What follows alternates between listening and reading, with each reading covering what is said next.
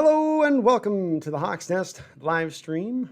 It's been a little while since we've done a Saturday show here, so I figured, why not?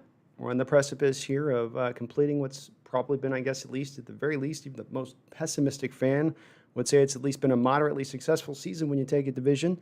And it looks like we indeed at least have the parts and pieces to potentially put a Super Bowl run together. So I thought today we'd talk a little bit about what we might be looking at matchup-wise as we head into the playoffs here, who we could be kind of coming up against, how we like those matchups, and then overall where we see Seattle's chances. Watching a great little video today by Brett Collerman, does some really great stuff over there, getting into some of the X's and O's and stuff, and talking about the Kansas City Chiefs specifically. And a really good video if you get a chance, go over there and watch it. But just talking about how it's really cover two's kind of been a little bit, or has become a little bit of the kryptonite of the Kansas City Chiefs offense because of their want, will, need to attack with a big play over the top and their inability to be patient. And he spoke to the other side of this coin, of course, being that the single high safety look would be then what they like to see. The Chiefs offense wants to see that. That means there's going to be some more big shots. Well, what do our Seahawks defense like to run a lot of? That single high. But they have also run a lot of cover too the last couple of years here to not just stick to that one standard that was all the way through the Legion of Boom era, single high safety, cover three almost every single time. So it's going to be interesting talking about some of these matchups, Packers, Saints, and whatnot. Other than that, I'm going to talk with you guys. The floor is yours. Anything you want to talk about? Emmett, how's it going, Emmett? How you doing, man? Mirza, hello.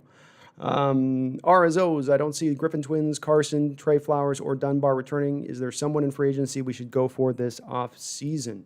I do have a pretty decent little list I can give you here as far as what we can look at option-wise. There are going to be actually a surprising number of free agents that are going to be on the market even beyond just your normal year. It looks good, and then you're going to get another influx on top of that of guys that are going to come by teams having to cut players down to get underneath the cap. So it's almost two different lists you have to put together, Azos, this year. You got to put one together of the free agents and then one of the cap casualties, those guys that look like they're going to be due to be released at one point or another.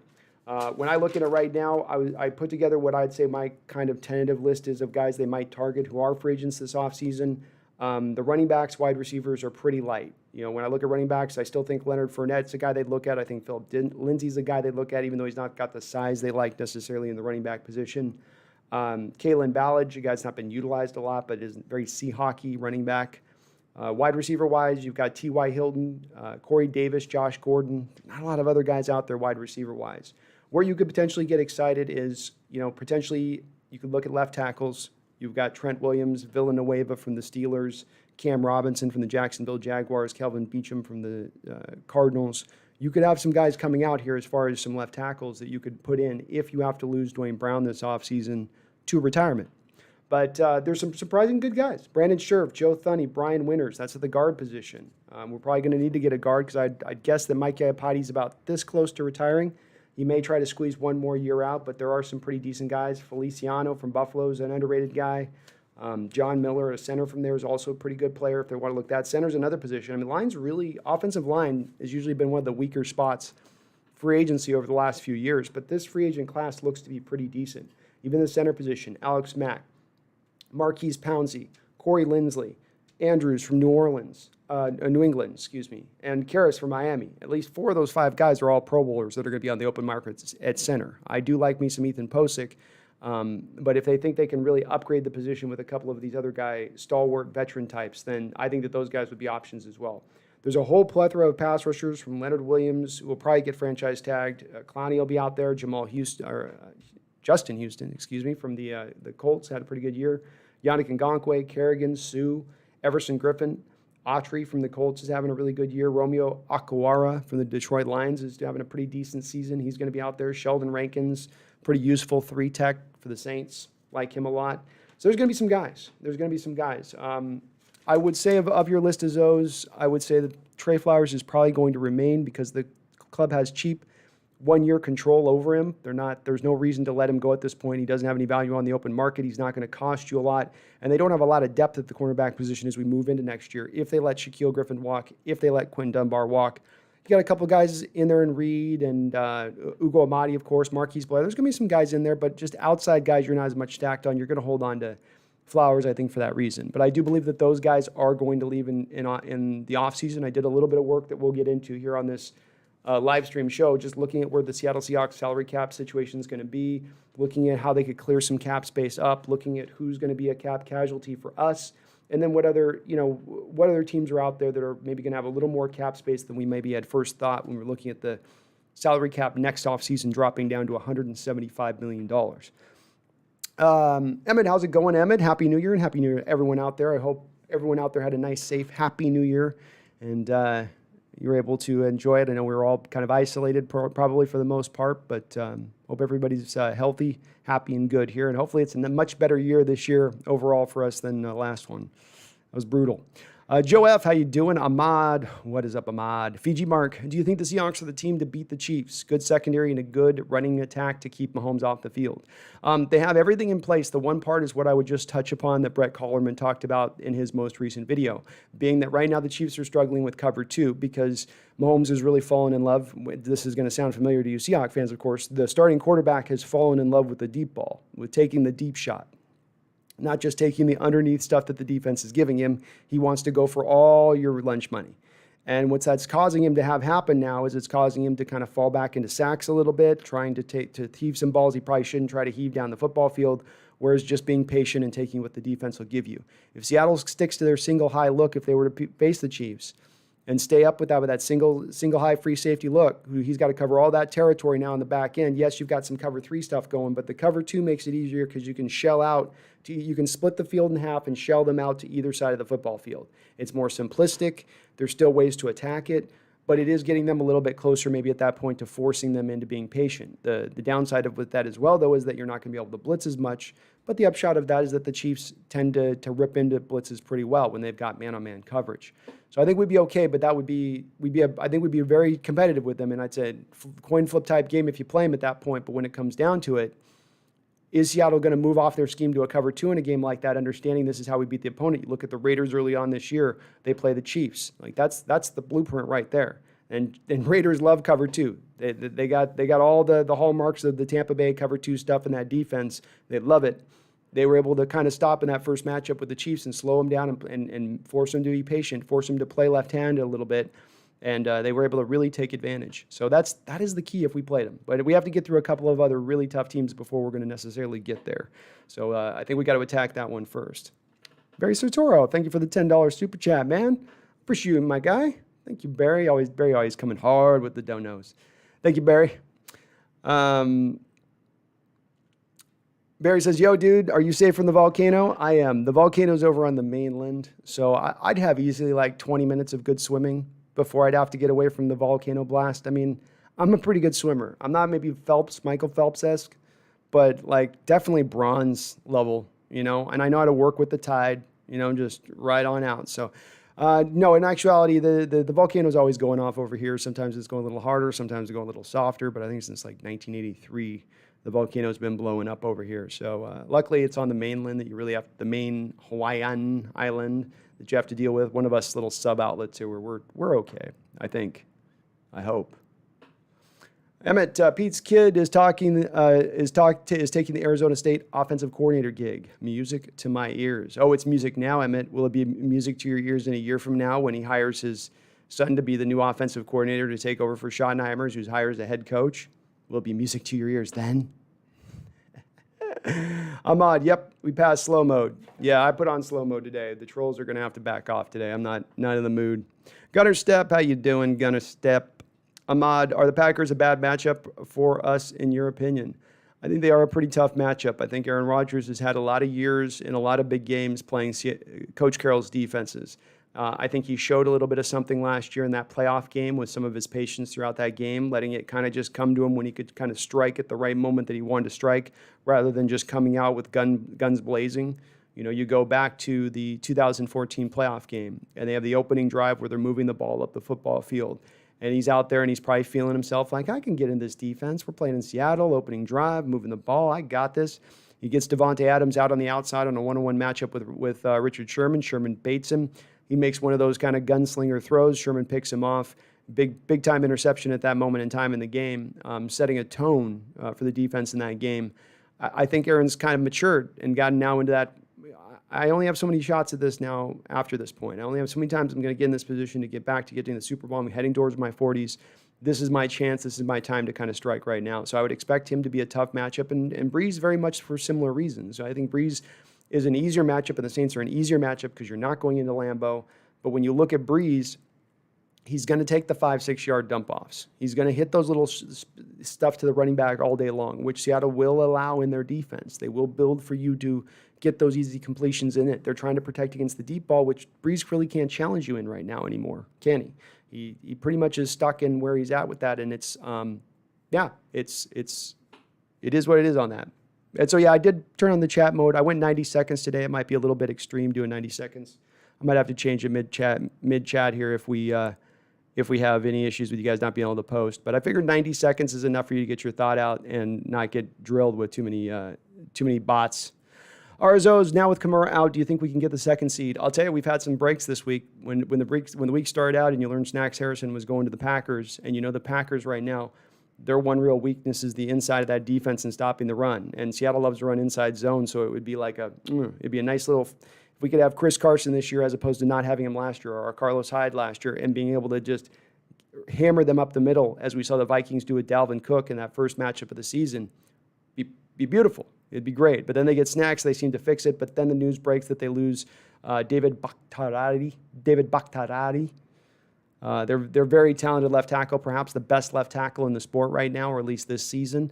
He's out for the year now with an ACL, so maybe things balance out a little bit better there. And then likewise, as you pointed out, with Kamara out, maybe that does give Seattle a little bit of an opening, because Kamara, just to my point on how the Saints would attack us, defensively, you saw this with Bridgewater when he came in to play us in Lumen Field last year, CenturyLink Field last year, where he's taking check down city all day. He'll take the little slant route to Michael Thomas all day. He'll dump it over there to Kamara, and Kamara is a fantastic running back. I adore Alvin Kamara as a running back because he's got such a unique skill set. And he's one of those kind of running backs that comes along, and there's nobody that moves or does quite like what he does coming out of the backfield. Not to say he's the best back in the league, just that there's something about him that's just, I think, pretty unique and very special. Then if they don't have him for that time period, if he is indeed out, he is out for this game, that's right. And not only that is those, I believe all of their running back room is out this game because of the contact tracing, because they've been in contact with him. So they're down, I think, all their running backs. It does open a little bit of a chance. If I remember correctly, though, I think they're playing the Panthers or something, so it's still going to be a tough one. But divisional foe, you never know, man. If they drop their guard just a little bit, maybe thinking they got this, and you got the Packers losing Bakhtiari going up against the Bears with a ferocious front four, that little opening that we had at the start of the week, that little crack, it's not widened out to a full, like, something you could drive a car through, but it's at least it's gone from a crack to a few inches now. So there is a little bit more of a chance there. Seahawks O says, who's the most important to least out of Chris Carson, Shaquille Griffin, Poona Ford, and Jamal Adams? The most important out of that group is going to be Jamal Adams. The second most important out of that group is going to be Poona Ford, then Shaquille Griffin, then Chris Carson. I'd say Shaquille Griffin and Carson are going to be neck and neck on that one at that point. And I might even lean towards putting Carson up when you factor in what the two contracts each of those two guys are going to get at that point, if I have to really choose Seahawks O, if I'm factoring in their contracts too, right? Because Carson on even the high side is not going to really get anything over like a 3-year, $21 million deal, $7-8 million a season at the high end. Shaquille on his high end could be pushing up into $12-13 million a year, depending on if he finds a team foolish enough to give him that kind of contract. Mears, New Orleans isn't going to have any running backs this week, and Rodgers isn't going to have his left tackle. You think we can get the number one seed? So, yep, I do think these open the door, specifically for the matchups you look at here, where the Panthers have done pretty good throughout this year, as I understand it, in getting pressure. They've got a decent front four there. Now, you can't just dump down to a running back who's going to fantastically go take a little 3-yard hitch and get you 20, 30, 40 yards or even house it. I think that's a loss for them. And you know that the Panthers are already pretty familiar with Breeze and what he can do and what he can't do. We've seen it ourselves in our own divisional matchups. Those things get really tight, and the Packers are dealing with the same thing on the same side. I think they've owned the Bears pretty well over the last few years. But with that said, losing Bakhtiari, that's a huge blow to them. And the Bears should be able to hem them up in the running game and force them to have to pass. So I think there is a chance. I still lean back in saying the fact you need two of the best teams of the NFC to both lose in the final week when they both need a game, it's not one where I would say, oh, it's in our favor now, where the odds are in our chances. It's still a very minuscule chance that really happens in this kind of situation. But it's a crazy sport. Crazy things happen in football, and it's very hard to predict. This is why Vegas is so successful in how they do what they do. V-Russ, so Packers left tackle tore his ACL and is out for the season. The Saints' entire running back group is out with COVID, kind of looking like a number one seed for us is possible. It's possible, you guys, but not. It still is. It's still the Bears. It's still Trubisky there at quarterback for the Bears. And with the Saints, Breeze is a smart guy. He can manufacture a win when he needs to manufacture a win. And that defense is still, I think, a pretty good defense overall. So we'll see, though. There's a chance here. There's a chance. I give you guys that. I'll give you that. Go Triots. I want the Hawks to get the number one seed anyway because y'all the least scary. Preferring playing Hawks over every team in the NFL. We'll see, Go Triots. We'll see, man. You know what they say, man? Be careful what you wish for. You just might get it. Emmett, we need to finish this season strong and on an upward trajectory. Followed up with a solid free agent period because we got a first place schedule coming up and we won't be facing the AFC, NFC least divisions next year. That is true. That is true. I think if I'm not mistaken, do we go through it's not the North next year, it'd be the South.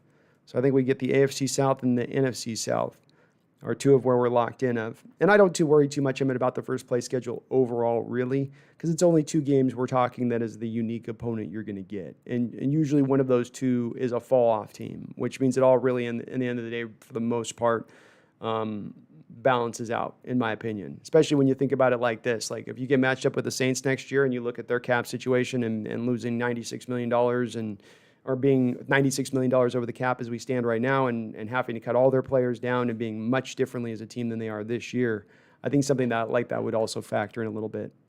Seahawks, I feel like the Chiefs could easily keep away if we had to play them.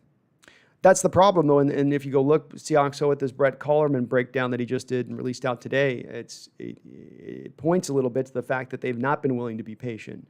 It's an easier said than done proposal. I mean, at the end of the day, you think about it on kind of just a simplistic level, where Coach Carroll, through the majority of his time here, has gone to offenses week in and week out, and he said, we're going to play cover 3, we're going to play zone, and you're going to grow impatient. At one point or another, your foot's going to be shaking over there, and you're just not going to be able to contain yourself, and you as a quarterback is going to take a shot you shouldn't take, and that's when we strike. That's when we jump on you. That's when we get the interception.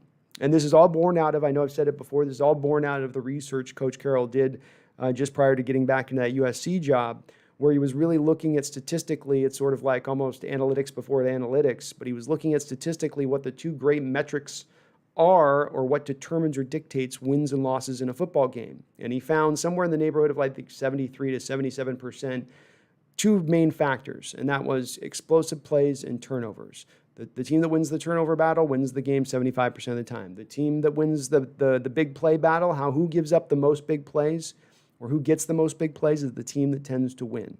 And you can see this built within how our team is built, how he has structured things along because of that. Well, with the Saints going up against this Chiefs team, that's what you're going to do at that point, from at least how you want to do it, where you're going to say, we're going to try to play this a little soft. We're going to give you a lot of zone stuff. We're not going to blitz you a ton. But Seattle's blitzed as much as any team in the NFL this year. They still love to stick into their single high when they've had Jamal Adams back in the game. So it's going to require Seattle to adjust a little bit. Now, Coach Norton may have had, if not one of his best defensive game plans a couple years ago when the Chiefs came into Seattle and played in Seattle. He did an absolute fantastic job in that game. One of the best jobs I've seen him do at mixing his coverages up, showing something pre-snap and then going to it post-snap, not giving you the same look over and over and over again like we sometimes can. It was a really good job in that game by Norton in game planning that up against the Chiefs and keeping them contained in that way. I think they could do it. I think they understand that they'd have to fall back into it. The issue is that if you stay single high and you play into the cover 3, theoretically, defensively, you're saying, we'll be protected. We'll be fine here. We can handle this. We'll be back on the deep stuff. It'll be fine. But with Mahomes and his ability with those deep shots to throw with velocity and deep, and those guys that are both with Kelsey and Watkins and Tyreek Hill to get open deep, McCole Hardman, they're going to get in those holes of the cover 3. They're going to still get those big plays off in those moments. So I think they'd have to, that's why I think the really key on that would probably be sliding to a little bit more of the cover 2 look. They go 209. Is there a chance that 1 seed Saints and got no running backs lose Bakhtari, Hope, Khalil Mack eats? There's a chance. There's a chance. Ahmad, well, we did beat the Chiefs in 2018. We did. Brady R, what are my thoughts on DJ Reid? I think DJ Reid is a lesson for the coaching staff and the front office. I think at times the front office it falls into their traits with the cornerback position of requiring their minimum measurements and their minimum lengths. And some of that's understandable. It's not just the Seahawks coaching staff for the way we run it, where we say if we're going to run zone concepts, we want to have a cornerback that's 6 feet tall, or we want to have a cornerback with really long arms. Where they, of course, want their 32-inch arms minimum on all their cornerbacks, in addition to being 6 foot, because when you're reacting in zone, when you're driving on a ball, because you're first playing zone, and then you see the guy that sets up in front of you, and then you got to drive on him, it does come down to a matter of a few inches sometimes, whether or not you're getting your hand on that ball or the ball is completed. So you have a guy that's 5'9", like DJ Reid is. Theoretically, he's not going to be able to get into that ball. Now, the counter to this is if he's quicker, if he's faster, if he can flip his hips faster, he can get up faster to that positioning than that guy that's 6 feet tall that takes just a fraction of a bit more time to get into that position to go make that play.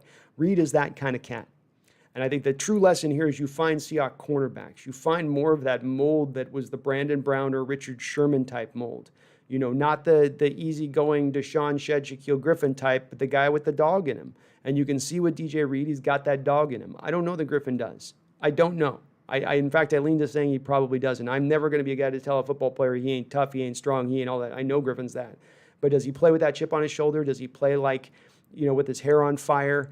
Like it just all in? And not all the time do I see that with him, but you see that with Reid. And I think going forward, there's no reason not to think we should have this guy on the outside competing. Because remember, competition is always supposed to be king with this team. Let him compete for whoever you're going to bring in this offseason. I think potentially you could get Dunbar back on a veteran minimum deal, DJ Reid, Trey Flowers, Ugo Amadi, Marquise Blair, and then just start stacking in a couple guys in around that. Maybe you draft it. Maybe you look into free agency. Right now you've got, of course, Richard Sherman's going to be out there. Patrick Peterson's going to be out there. Devin McCourty, Mackenzie Alexander's a pretty good cornerback for the Cincinnati Bengals. He's all right. Xavier Rhodes has had a resurgence with the Colts. Mike Hilton, he's more of a kind of a slot guy. And Chido Awuzie from the Cowboys has been beat up and injured a little bit this year, but he could potentially be a player you could look at who's played a lot of zone there in a similar Seattle scheme before. So I think you go more that route with it. But I love DJ Reid and what I'm seeing from him, Brady, because of the fact he's got that chip, just that little bit of that fire and tenacity. That's what you need on that outside, I think, with our cornerbacks specifically for our scheme and the way we run it. I think you absolutely have to. I think you've got kind of guys that are the nice guys and let me help you up, sir, type. I don't know if it works as much in the scheme. We need more of those guys that are just, they don't like they play against you like they don't like you. Jose Rodriguez, who's our next defensive coordinator? Jose, I don't know that Norton's going anywhere after this. I mean, he's turned things around in such a way that the only way that I could see a switch coming out is if they go back to Dan Quinn, because I think recently Coach Carroll has showed more of a proclivity to lean towards former defensive coaches that he's had prior to bring in, or guys that have been in the league, or just somewhat of retreads rather than a new face, a new mind, a new eye, like Gus Bradley was. He had no history with Gus Bradley when he brought him on. He just liked the talent and what he saw in him as a coach. So I don't lean towards thinking he's going to be released at this point because the defense has turned it around so well. I don't know if that all is some of this is a little mirage-y, I think, to a tiny degree, because you haven't played against the top level of competition of offensively. You haven't gone against the big dogs, and we'll see when we get the playoffs if they can keep Aaron Rodgers under 30 points or if they can keep Drew Brees under 30 points. And certainly, Jose, if we go into the playoffs and there's some defensive fall off where you can't stop anybody that's a good offense at that point, maybe his head's back on the chopping block. But even if it is Jose, then you're just probably back in Dan Quinn City. I would really think that that's the way I would probably lean, because I don't think Dan Quinn's going to get a head coaching job at the NFL level, maybe on the college level. But what does he want to do? Does he want to go back on the recruiting trail or go to a talented Seahawks defense, be this for a year or two, go back and get another head coaching job somewhere? That would be the quickest trajectory if I'm Dan Quinn. RSOs, is Gilmore someone we go after this offseason? Well, I don't have him as a free agent, so he is under contract. The Patriots would have to release him. The Patriots are currently sitting with $27 million that they're going to be able to roll over into their next offseason, and they already have a ton of cap space. So they don't necessarily have to let him go. And they were asking for a first-round pick at the trade deadline for him. I would probably be hesitant to lean in that direction. I think Seattle did make a call about it. But I think with his age and the amount of miles that he has on his tires, I might go back in the direction of saying probably not on that. I'd like to go a little cheaper at the cornerback position. TJ, what's up, man? How you doing, TJ? Y2K? How you guys doing? My mods. Maxwell, I believe we can get the 1 seed with all of the Saints running backs out, and I think the Packers are feeling a lot of confidence, Maxwell, and a lot of folks here in the chat on these guys running backs being out. He says, I think the Packers can lose the Bears. Yeah, we will need a miracle, but I believe. What do you think? Well, I don't think it'd be a miracle. I mean, it's never a miracle when you're talking about the Bears are a sub-playoff team. That's a tough team. If they were to beat the Packers in a divisional game, that's not going to completely blow people's doors off. The Panthers game would probably be a little more surprising, but we've seen this year some of these teams getting decimated by the COVID situation has an effect on the football field, and you lose a whole positional grouping for a game. Whole positional grouping for the game, you become one-dimensional. You're getting guys off the street at this time of year, and at this time of year, the guys you're getting off the street are not the same as the guys you're getting off the street in September. Right? Like the best of the best and the second and the also-rans and the dollar store discounts, you've gone through all that. You're down to the last of the last. You're down to the guy who, like, in 1997 had a couple carries for the Panthers, you know. So it could get scary. It's a possibility. I don't think it's likely to happen, though. I think that they know what's at stake, both of those teams. Maybe the Saints could because it's only the number 2 seed, but with the Packers going for the number 1 seed, they're all in on that, you know, all in.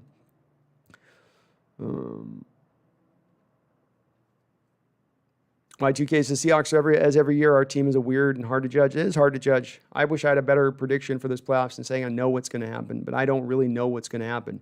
They could lose the first game in the first game of the playoffs and just suddenly not show up on the ball on either side of the ball. It wouldn't shock me. Yeah, they could go all the way to the Super Bowl at this point. I'd go, well, look, both sides of the ball, the talent's there. It's strange it's coming together now at this time, but I mean, okay. Clara, how you doing, Clara? Hello from New York City. So the Saints have no running back playing tomorrow because of the Kamara's positive test. Packers have 2 players injured. Who was the other player that they had injured? Clara, I know they had Bakhtari. I forget who the other guy was, or I didn't see who the other guy was that they had injured. But it does open the door. We got an open door, folks. It was a tiny crack at the start of the week. Now it's full on. I could put my hand through it. You know, I couldn't get a finger in there. Now it's like it's starting to might actually be able to squeeze our team through there here. If we just push and suck in our belly. Takashi Bernardo. Linebackers and safety are good. We need an all-pro corner and a front defensive tackle. Hard to get an all-pro corner. Maybe a Patrick Peterson's the type you could look at, but it's going to be hard to find that one, Takashi.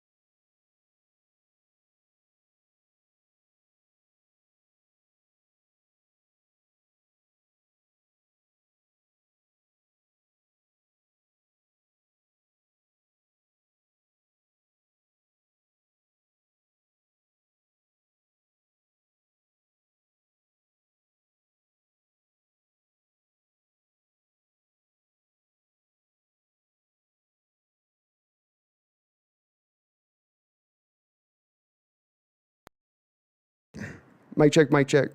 All right. Okay, can't hear. We got it. I got it back.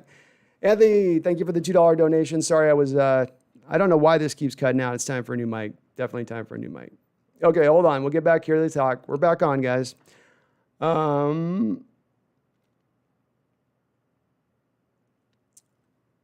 So yeah, if I'm going into this offseason, the question was, what would I do this offseason? Sorry about the volume thing. I don't know why this keeps going off. That's so weird. As I go into this offseason, the main thing I want to attack is the same thing I want to attack offseason, last offseason. I would like to get the offensive line because I do think Dwayne Brown's probably going to retire. So looking at the left tackle position and looking at the left guard position, I think you started to cement out some of the stuff on the right-hand side. The center, the right guard, the right tackle are all good at this point, in my opinion. When I look at the left side, left tackle, left guard situation, that's when I go, well, we could probably start to build this up, because what if we potentially could build up a young, low-paid offensive line that was one of the strengths of our team? Now suddenly you can build within to pay Russ and have that extra money into him. And you can go pay the $25 million a year that's going to cost to DK Metcalf. This would be a way to plan out that roster build, I think, appropriately. So left tackle, left guard. I mean, even if you've got Dwayne Brown coming back, you've got to do something for the future there at the position. And he's a guy that has been injured a lot in the past. So even if he comes back next season, I still want to invest in that guy and I still want to invest in that position and have a good backup there, not named Cedric Abuja or Jamarco Jones. All right, let's go here with chat. Sorry about the muted on that. Y2K shot a slow mode more. Just they can't type as much in slow mode. Maxwell, I noticed that after we took the lead in the Rams game, we didn't go into a prevent defense that Pete loves. Maybe they are moving away from it. Well, they've had a lot of data, Maxwell, to see that it doesn't work. A lot of games this year that we've had from the Atlanta Falcon game, the Cowboy game. There's a few of these that we have in here, I think, that we can point to in the first Cardinal game, where you just allowed teams to essentially come back into it once you got a 10-point lead. You decided 10 points were good, and like you said, they would go into this prevent that isn't preventing anything. Why not continue to be aggressive? Why not continue to put your foot down? This has been more of an attacking defense than we've ever seen under the Carroll era, as far as them just coming downhill at you. Usually the other end of that is that you're going to give up a big play from time to time. You're going to cause big plays within that too, so there's an upshot to it. It's not all negative, but that is a good point, Maxwell, in that they look like they've made that adjustment a little bit. We saw it with the Jets game. We saw it here with the Rams game, where they didn't just take the foot fully off the gas. Y2K, not a brag, but my fantasy league, Diggs and Metcalf for the win, $700 in my pocket, won the semifinals by 0.8 points. Wow, that sounds exciting, man. Congrats. Daniel Pollock, do you see Russ remaining elite well into his 30s like Rodgers, Breeze, Brady have? It's a good question, and one that I don't have a lot of... I don't have a certain answer for you at this point, Daniel, because what I've watched over the last 8 weeks is one of the strangest periods that I've ever seen in Russell Wilson's career.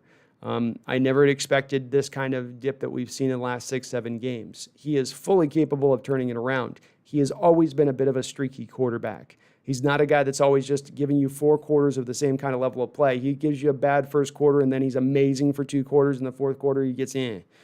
It's just kind of the way he rolls with it a little bit. So that's the optimism in it, and that it could, on a dime, turn around for you. You could land in the first playoff game, and he's right back to being Russell Dimes. And so I can see that in him, but it's been odd to see him at this point suddenly like this, dipping down a little bit in this play about midseason through.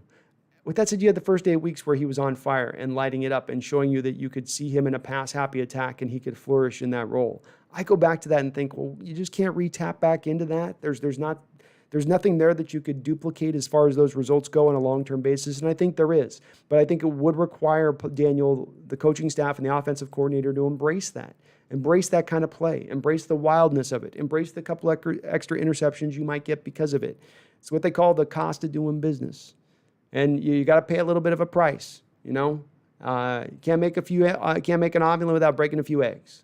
And I would like to see them do that, but that's really what it would require, Daniel. I don't know if he can be elite in the game manager role. Maybe, but he doesn't have necessarily the foot speed or the ability to get away like he used to be. He's no longer a squirrel back there. Now he's a little bit like, you know, kind of like a little pot-belly pig at times.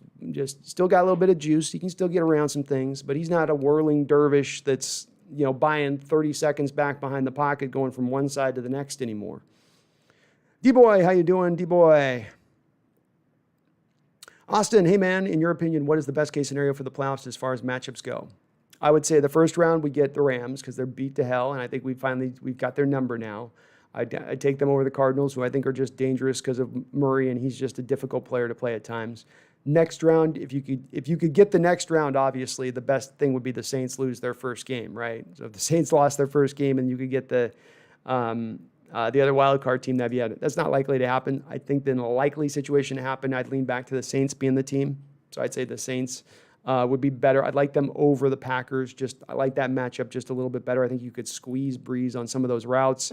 I like Jamal Adams coming up on some of those short crossers, taking that stuff away. I just think it's a bit better matchup from that standpoint. As well as offensively, I think the Packers got some guys on the corners who can cover some of your guys up a little bit. They can generate a little bit of pressure. I think the Saints' pressure is a little hit and miss this year. Sometimes it's there, sometimes it's not. I think you could neutralize that. And then as far as Super Bowl matchup goes, I do think that we match up pretty good against the Saints. Would that be my first call? No, but I think I'd take the Saints even over a team like the Bills, who I think the Bills is a tough matchup for us. I think that one's a really, really tough matchup for us. But I would probably lean to them. Well, no, I'd say the Ravens. I know they beat us last year at home, but I think you put us out there with a healthy defense, with Jamal Adams out there, and the way that they run that stuff, I think you could get after them too.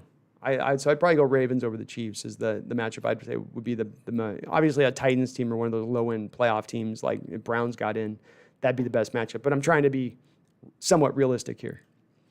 The GOAT 209 is Christian McCaffrey playing. I'm guessing they probably wouldn't. It's usually one of these types of games. You see this with the Niners this week where they are basically resting half their roster because you're not playing for anything.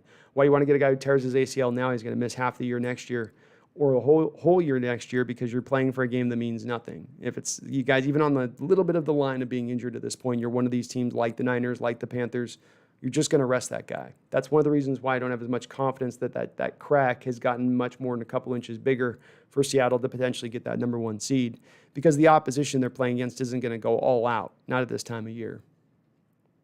But as Clara says, any given Sunday, anything can happen. Ronnie Press Show, Happy New Year, brother. ALF, I were the Browns. I would the Bears. I would stack the box. I would too. I would stack that. I think if I was playing the Packers, I'd take away the running game and I'd double Devontae Adams and then force them to beat you with any other player. I always think that's the team where teams outsmart themselves so much, but it's one of the smart places Belichick has leaned into year after year after year is, oh, this is your best player. We're taking him away. Figure it out somewhere else. And that's pretty much what I do too with it. RSOs, do you believe that Jamal Adams and Quandary Diggs are the best safety duo in the league? Good question.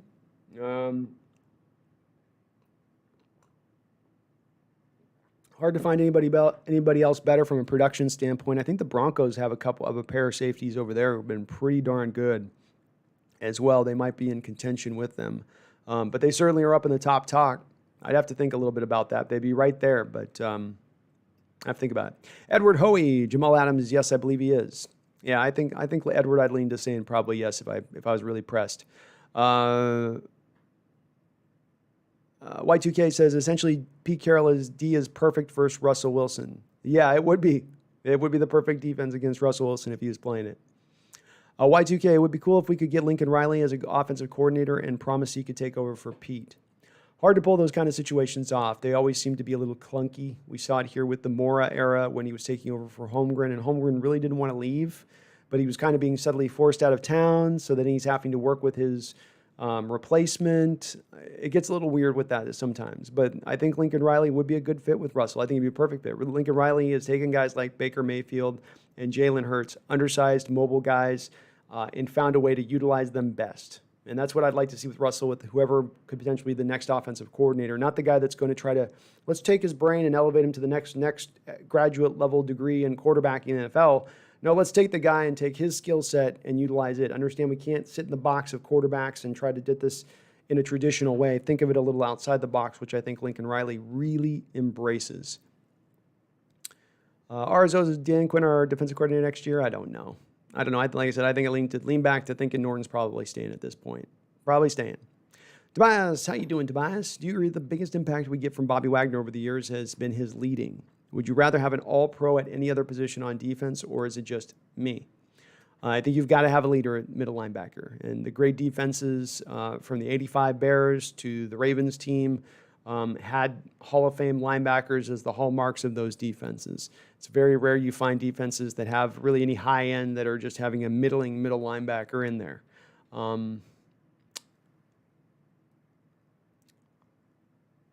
I don't know if I would say that leadership has been his biggest impact. I think with the biggest impact with Bobby Wagner has been that he's been a sensational player who sideline to sideline. He's got the kind of speed you could have an outside linebacker, but he's a middle linebacker. Great strength. He can slip a block. It's more of his skill set, I think, Tobias. I think they just truly landed on a guy with an amazing skill set at the middle linebacker position. Maybe more recently, it's more about leadership because I don't think that Bobby's necessarily the same player he's been in recent past, and I think he's getting older, a little slower, not as instinctual, maybe not as quite as much fire out there. But it's been important. It's been important. Linebacker to me is just sometimes irrelevant, says Tobias. Last year we also had Bobby and KJ, and teams ran all over us. Sure, they tackle when the running back has gotten 6 to 8 yards, but that's not good.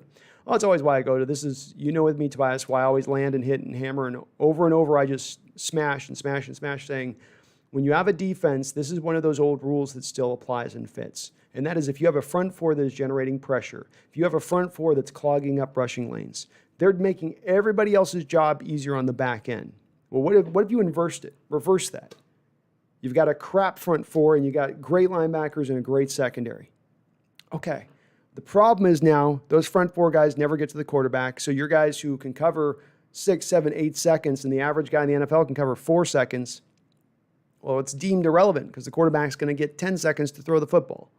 So I always come back to this time and time again on a very simplistic level that if you build that front four to stop the run, I mentioned Ray Lewis a second ago. Ray Lewis starts out his career and he is amazing and he's all over the place, unstoppable, and nobody's ever getting a hand on him.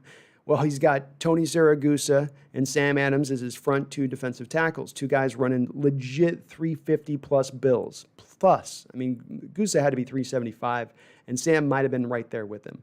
My point, both of those 2 guys in there, you were not going to single block those guys. You had to double up 1, sometimes double up 2. You were never watching a guard get down on the second level in the linebacker. Never, never, never, never. Then those guys move on, they retire. There's a dip in Ray Lewis's career at that point because he doesn't have the same dogs up front. Lodi Nada then comes along. Oh, suddenly Ray Lewis is a great player again now. Suddenly he's back to vintage Ray Lewis type play. Yes, I think it's very reliant on having those guys in the front four that can keep the linebackers clear. It's very reliant on the front four, keeping those secondary guys from having to cover much longer than they should have to cover. I don't care if you're Deion Sanders. You ask somebody to cover for 10 seconds, it's too long. There's no Revis Island that exists that covers for that long. The GOAT 209, I feel like we are the Chiefs' kryptonite, just like how Eli Manning is Brady's kryptonite. I think would be a tough matchup, at least on the basis, Goat, of that we're not the attacking blitz-heavy scheme that I think Mahomes would most like to play because then he's going to get a lot of man-on-man stuff. We're going to play a lot of that zone, and that's where I think you can then start to make him feel a little uncomfortable. So I do agree on that respect. But as I was speaking about earlier, the GOAT, I think it does come down to playing a little more cover 2 than the single high stuff because right now the Chiefs in this offense have really been shredding some of the single high looks that you'll see out there. Look at some of the games they've had against the Chiefs, against the Chargers, and Gus Bradley's defense there with the single high stuff. Ocean Blue, what's up, Ocean Blue? We've got to shore up our problems in the secondary. We always get burned in that area. It's going to be a tough part to shore up, Ocean Blue, because there's not a lot of guys out there in free agency that are available. If maybe you would like to take a flyer on a guy like Richard Sherman, who certainly has been here before, and when you're talking about having to pay a guy like Shaquille Griffin 3-4 years at $12 million a year versus signing, let's say, Richard to a 1-year, $9 million deal, a $10 million deal, that looks probably a lot more. That looks a lot more nice to me than going that other route. But there's just not a lot of cornerbacks, outside guys especially, I think, and that's what you're probably referencing, Ocean Blue, because you got to feel good about where we are in the slot, right? You've got Ugo Amadi, who's played great slot. DJ Reid can play slot. And then you got Marquise Blair coming back next year, so you really got 3 potential slot guys. We're really talking about the outside at this point. And when you look at the outside right now for cornerbacks in free agency and what's going to be available, Patrick Peterson, he's been a man-on-man guy his whole career. Richard Sherman, zone guy fits. Logan Ryan just got signed to a contract extension. He's gone. Devin McCourty's played in more of a 3-4 scheme, probably not as much of a fit. Mackenzie Alexander has played in some zone stuff. He could fit here, staying with Xavier Rhodes, though he is getting a little bit older. Jimmy Smith just signed a contract extension with the Ravens next year. And then Cheeto Awuzie has been injured this year, but he would be somewhat of a scheme fit. My point is, though, is there's not really a prime guy out there to go grab, unless you think you're going to get in the draft in the second round, which maybe you could, maybe. But I would tend to think that if they just go a little safer there, if they beef up that front four and get the pressure going, it'll be okay. Rodney says we should let Griffey go and get Sherman. An old Sherman is better than a healthy Griffin. To me, Griffin is an average cornerback. I'd be okay with it for the reason just said, that reason too, Rodney. We have to give a 1-year deal to Richard as opposed to giving Shaquille a 3-4 year deal and giving him a lot of money in that respect. I'd much rather have a guy on a 1-year prove-it deal than a guy that has not exactly shown a ton of fire this year in a contract year.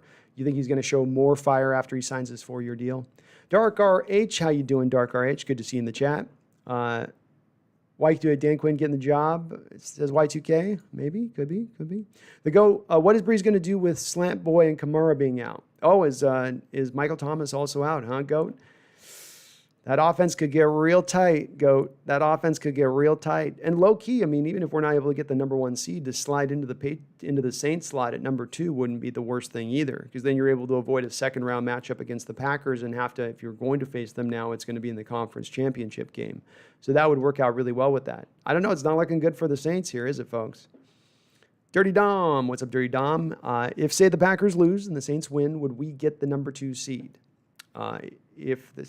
As I understand it, no. We need both. Yes, we would, Dirty Dom. Yes. Sorry, it took me a second to work that one out. There's so many things, There's so many different variants. But yes, we would get the number 2 seed at that point. Zoe says, what team do you think fighting for a wild card in the AFC won't make it? Well, I think the Raiders are out of it, right? I don't think they're going to make it. I think the Browns will figure it out here eventually with it. So I probably go with, I think the Browns and the Dolphins right now seem like the 2 teams, don't they? Those are the teams that are going to make it. Maybe the Titans slide in there. I don't know. I don't have a really great read right now in the AFC. It's been so all over there. Some of the teams have been all over the map there. So I'm not too sure, to be honest with you. I'll give you an answer like, Raiders or some saying the Browns and the Dolphins are going to make it in my mind. I don't know. TJ says, I'm more confident in the Packers versus Bears game. Oh, yeah. Well, that's where I would too. I think the Bears are a tougher matchup. They're more of a legitimate team than what the Panthers are. The Panthers still look like they're maybe even still a couple years away from getting that team where they're going to need to get them. So I can get that. I'd lean in that direction too. But boy, losing your whole running back room, TJ. Your whole running back room, everybody, all of them. The GOAT, yeah, you ain't going to go through that small crack with Snacks and Monet. Exactly. Well, too bad Snacks is gone now. No sound. Thank you again. We had a guy donating. Anthony Garcia, thank you for the $2 donation on that. Sorry about the muted mic, guys. I'll try to get some budget here for Mike. This thing should be working good, though, so I don't understand. I don't get it. Y2KH, your super chat was missed. I'm sorry, Y2K. Let's see here. So Y2K, thank you for the $5 donation. You guys are so nice on the donos. I appreciate you as always, Y2K, my main mod. How do you feel about a super cover? How do you feel about a super cover and still allow an MLB being underrated? They're always on the field, and you let them be versatile in packages. How do you feel about super cover? Can you reword that at Y2K? Because I don't know what you mean there. You say, how do you feel about a super cover and still allow middle linebacker to being underrated? They're always on the field, and you let versatile package. Yeah, just reword that at Y2KH if you could. Barry Satura, are tackles for loss 100% equal to sacks? Why or why not? No, they're not. Because tackles, in the passing attack, you're usually going to have about double the amount of yards per attempt in the passing game that you're going to get in the running game, Barry. And so what that means is that when you stop a guy for a sack in the passing game, you're saving double the yards versus a tackle for loss. You're saving some yards. You're getting a guy in the backfield, but it's on a running play, which is not normally going to go for the potential 40, 50, 60 yards we so often do see the passes go for. It doesn't mean that it's twice as valuable to have a sack over a tackle for loss. I think there probably is some more of a closeness that you could bring them together as far as them having that value goes. But certainly I think Sack would. Ocean Blue, we have got to show up our problems in the secondary. We always get burnt in that area. I think some of it, Ocean Blue, with some fans is folks see some of the short completions that are allowed time and time again, and it frustrates them, and they think that we need a better corner or better cover guys. I tend to lean in the direction of, you're going to be a bend but don't break defense. You're going to allow teams to come up the football field. You're going to keep them to field goals. You're going to get turnovers, but that's just the way fundamentally you're built as a defense. This is why I say, Ocean Blue, if you get a man-on-man cover guy, it's sort of wasted here. A lot of people last offseason wanted Darius Slay here. And I said, Darius Slay's not going to fit here. It's a pure man-on-man corner cover. He wants to get on a guy, stay in his back pocket, and he ain't leaving that back pocket all game. What we want our guys to do is to, right at the snap, you're going to ask them to do the kick step technique, right? Where they turn their butt to the sideline and they take that step back, that sort of false step back to force them to sort of protect against that deep ball. And then they're just supposed to be patient in there and continue to protect against that deep ball. So that's going to, the quarterbacks know this. The offensive coordinators know this. It's no shocker after 10 years. So you're going to give up short little completions based within that. It's not the most horrific thing. It's not awful, but it is built within the schematics of your defense. So sometimes, Ocean Blue, you can waste money by going out there and spending money on a cornerback. You can. It's nice to have. It's good to have a shutdown corner, but it's a little bit wasted in this particular scheme. Rodney,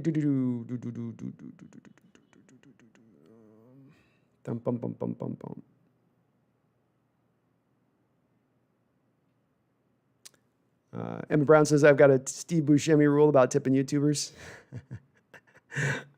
Nice Reservoir Dogs reference.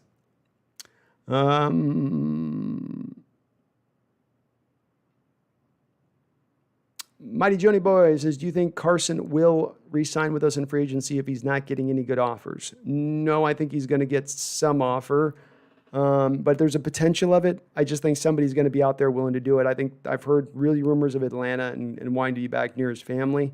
I don't think they're going to be with Gurley after this year. They're going to have an opening in their running back room at that point. I think he probably slides in over there. Somebody clip this moment. This one as a prediction because I feel pretty good about it.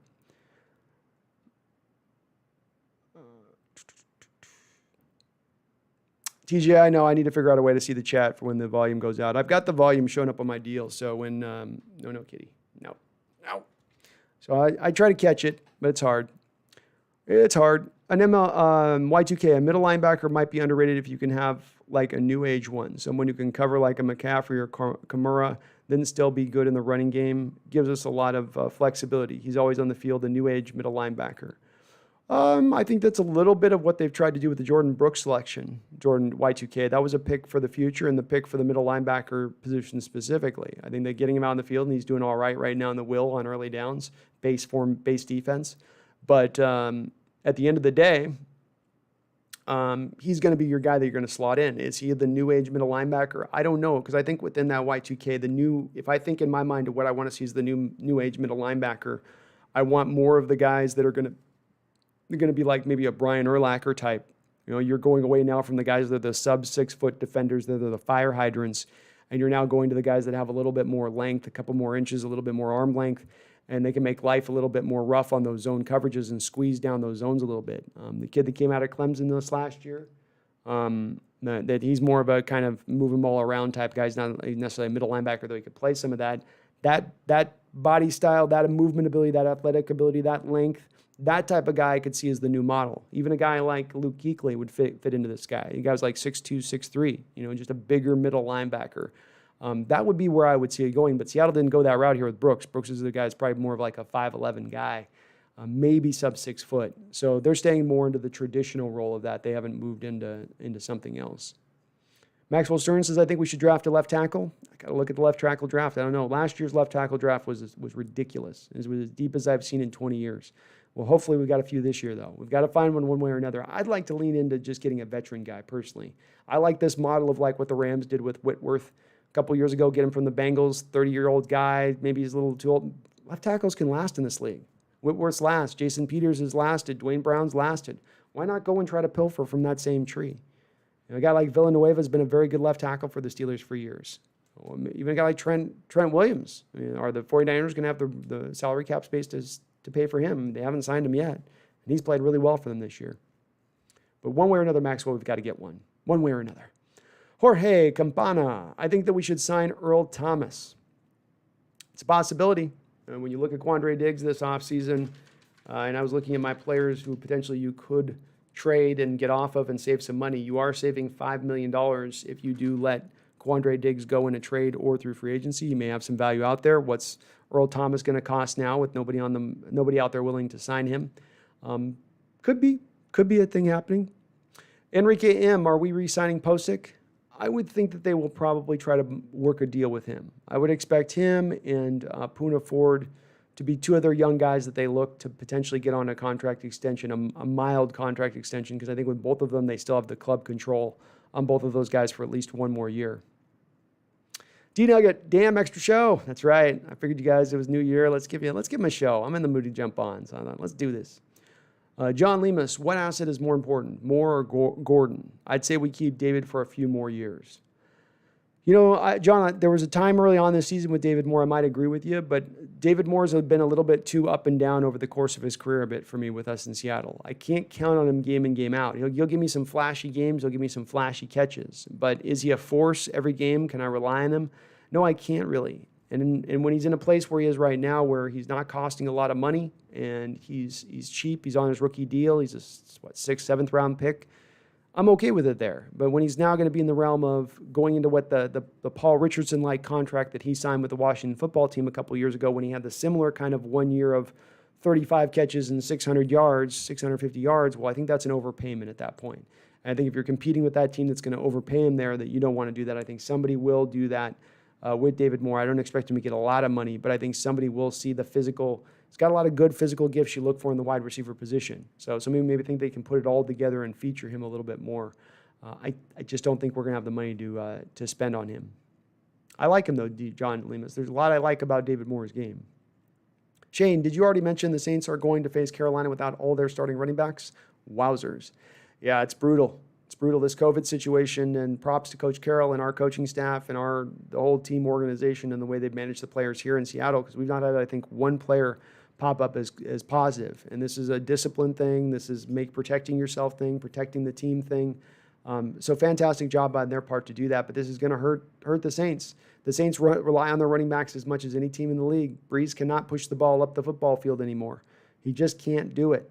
And he's still, fighting through those ribs things. He's still not at 100% health with that stuff. So it gives Carolina a mighty bigger chance of making some hay in that game.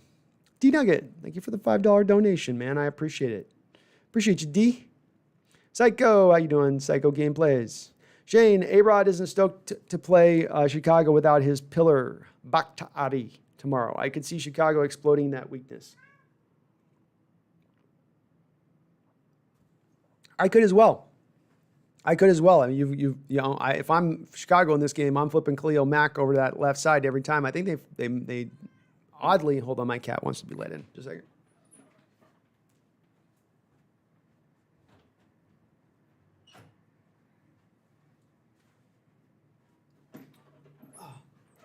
Oddly, I think they normally rush Khalil Mack over off of the left side of the formation. But I would, if I was them, I'd flip him over into that blind side on every play. Just have him take that tackle on play in and play out and make Rodgers uncomfortable.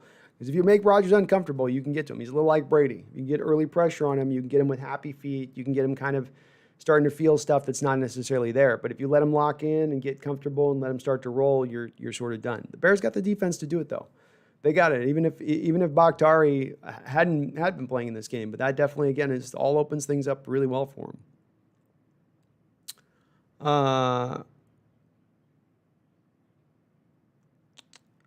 Rodney Presho, the Saints scare me a little bit. Us having to cover Michael Thomas is not going to make life easy on the D. It's still not a favorable matchup, Rodney. One of the reasons I've fallen back in line week after week here, saying that once we get to the playoffs at this point, if the first round seed's out the door, if we're playing on the road, we're going to need the offense to play at a top 5, top 3 status. Meaning by that, they've got to score more than 30 points in a game. It can't be what we've seen over the last 5-6 weeks where they're just going to try to score 22, 23 points and call it a day. I think our defense in the playoffs against the Saints, against the Packers, has a really good chance of giving up 30-plus points. Can Seattle score 33, 34? Can that offense bring that type of game to play? They've got the talent to do it. They're healthy enough to do it. They don't have to do it for a course of a whole season. We're just talking a collection of games now. But in my opinion, our success is going to ride on that. It's going to ride on whether or not we're able to get the offense back to that kind of place. Daniel says, do you see Alton Robinson as someone that could be a starter for us well into the future? He does look like it. He looks like a solid pro. It's a little bit of a reminder of what you had in a guy like Poona Ford, where the guy just walks in from day one and you go, yeah, this guy's going to play in this league. He's going to play in this league. There's times where I see with him in some of his hand usage and some of his savviness. This is not a guy that's going to draw a lot of people's love as far as mentioning this as a comparison. But the guy was a great player before he started going Wackaville. And that's Greg Hardy. Similarly, a little bit in that similar traditional size defensive end where he's 6'4", legit 270, a fairly good-sized guy rather than this new breed, new model that's running 255 out there. I think he's a bigger, more in that traditional set. So I like him because he's got a well-rounded game. He's not going to be just a guy who's a pass rusher for you, but a guy that can help you in the running game too, as we've seen. He's got a good savvy and ability in that respect. So I do like him. I don't know if, Daniel, we've got a star on our hands in the makings, but I certainly think that we have a guy that could develop into a really upper-level starter-type player in this league. Drew Chamberlain agrees with me and thinks the Saints are a great matchup. Certainly think, Drew, it's better than what you're getting with the Packers, right? Like the Packer won in Lambeau Field, sleet, cold, wind. Saints, climate-controlled, dome stadium. Drew Brees with the noodle arm, broken ribs. Feel a little. You just go, okay, I feel a bit about that. D Nugget says, talk briefly about the snack situation. Why did he go to Green Bay so quick? Well, once Brian Monet came off of the IR after his injury situation, the Seattle Seahawks coaching staff felt much better about Brian Monet and his current level of play than what they felt of Snacks Harrison. And it doesn't look like they want to roll with going into a game for active defensive tackles every game. They want to go with 3, and then they're going to use some of their outside guys inside on certain passing downs, a la kicking LJ Collier from left outside defensive end into the 3-tech in the NASCAR package. So there wasn't room for him on the field to get many snaps. And I'm sure from Snack's standpoint, he looks back even a couple weeks, he had the game where he only had 23 snaps, yet he accumulated 6 tackles in that game. He looked, to my eyes, to be playing pretty solidly for you at that 1-tech that you brought him in for. He probably thought from a standpoint, I got some gas left in the tank here to actually play for a team that can compete for a Super Bowl and that will want me. And maybe to him, it didn't look like Seattle wanted him when you can't get him to crack in the top 3 of the rotation at that point. Whereas when you go to Green Bay now, he knows he's going to be probably one of the 2 starters out on the football field. So it's a vastly different place. And it potentially could buy us on the butt. Because when you look at Seattle and they go against the Packers, if they go against the Packers, we are going to have to be able to run the football. The Vikings in that first game this year showed you how you beat the Packers. You slam them in the mouth. Slam them in the mouth. But now, suddenly your tried and true inside zone, which you rely upon, is now getting closed up because Snacks Harrison's in that middle, and you could have kept him on your team by giving him the playing time and putting Monet to the back end of things. That would be a little bit disappointing. That would be a little disappointing. I like Brian Monet's upside. He has steadily improved and gotten better and better as a player over his time, but I don't think he's given you vastly improved play over what Snacks has given you so far this year. So some of this is tactical. Some of this is how you build your team the best way. But it is disappointing to watch him go to the Packers like this in Seattle, not to kind of show a little more foresight in how they handled the situation with him. Maybe he'll pay off. Maybe he just isn't any good anymore, and they know it, and they're going to let him go to the Pack, and then they're just going to run down his throat. Team 12s, what do you use to watch film of college players? Because I've watched a little bit of Paulson Adebo, and he has the height, hits hard, and makes plays. There's not a certain guy that I utilize. Team 12s, what I look for is the tape where someone's cut in play after play after play after on them. If you can get some with the all 22 tape that somebody's put in as well with that, that's great. Most of what I'm doing, though, is just looking at somebody who's put a game together where you're getting all the offensive. If I'm looking at a left tackle, I'm getting all the offensive snaps. And you'll just type in the player's name. Somebody puts this together, and they'll literally highlight the player for you. So there are going to be more and more videos like that coming up now as we get in the offseason, as people are cutting them together. But type the player's name, type game film, and somebody will have cut it up that way. That's more and more people are really doing a good job of putting that stuff out there. Aaron is lit. Is Packers your biggest threat in the NFC? Yeah, they're the biggest threat, Aaron. The only thing you can point to that maybe they don't have is the playmakers to scare you. But Devontae Adams is maybe the best receiver right now in the sport. They've got a defense that's pretty complete overall. And, the Bakhtiari thing hurts them a little bit. But offensively, they've been probably the most dangerous team, one of the most dangerous teams in the NFL this year. Rodgers is playing it at his best probably right now outside of that MVP season. So, yeah, I think that at the end of the day, they're pretty far. They're a wider margin away from the Saints. It isn't like Packers Saints. Saints are a tough matchup, but the Packers are one that just, especially going into Lambeau, man. Aaron, going into Lambeau is just like, man, not in the middle of winter, not again. We've done this like 4 or 5 times over the last 20 years. It hasn't ended out well any of those times, and it seems to snow every time we've got to go there too. Seahawks rain playing for pride. Yeah, I think a lot of these guys are playing for their vacation. Seth Shirker, I think we definitely succeeded in the playoffs. Teams need to be healthy. Our defense is heating up. It is. And that is a solid point, Seth. That's the difference you can point to this playoffs that we're heading into versus last year. Let's go back into memory lane. Let's jump on into the time machine in the last year at the start of the playoffs. By this point, you've got a guy in Dwayne Brown who's had a bicep tendon problem he's dealt with. He's had to have a cleanup of his knee. He's obviously not been able to train really much, but you do trot him out there to play in the playoff game. He toughs it out. Your left guard, Mike Iupati's done by that point. You got Phil Haynes out there. You don't have your starter and Britt at the center position. You're down even your number 2 in Posick, who's out for the year at that point. You're down to Joey, little wee Joey Hunt, the little engine that could. And you just keep going down the side. DJ Fluker playing not at his best at that point, the right guard, and then right tackle. I don't have to tell you guys about Jermaine Ifedi. That was just your offensive line, and it being beat up and not having very good players on it, and the guys that were still healthy and on there, versus this year on the offensive line of what you look at. Or look at the running back room last year, where you're calling up Marshawn Lynch because Carson's done and Penny's done, and you're down to the nothingness. So you go, Marshawn, please come back. Well, this year you're stacked. Carson's good. Hyde's good. Penny's back. Looking okay. I think it goes down the line that way, so that health does factor in big, and I love where the defense is too right now, Seth. They're playing outstanding football. I think there's a lot of reason to believe that they can build off of this defense from this year and vault them into a top 5, top 10 status next year if they just make a couple of nice little tweaks and moves this offseason. I think it could come together in that fashion. There's a few reasons for this, but I think that I've really been surprised by how the team defensively has turned it around, but I'm also super excited by what we're going to see as far as what this defense is, not just coming into this playoffs, but now as we move forward through the next year or two. They've truly, I think, revitalized that unit in a way that they haven't over the last couple of years in the way that they've tried to do it.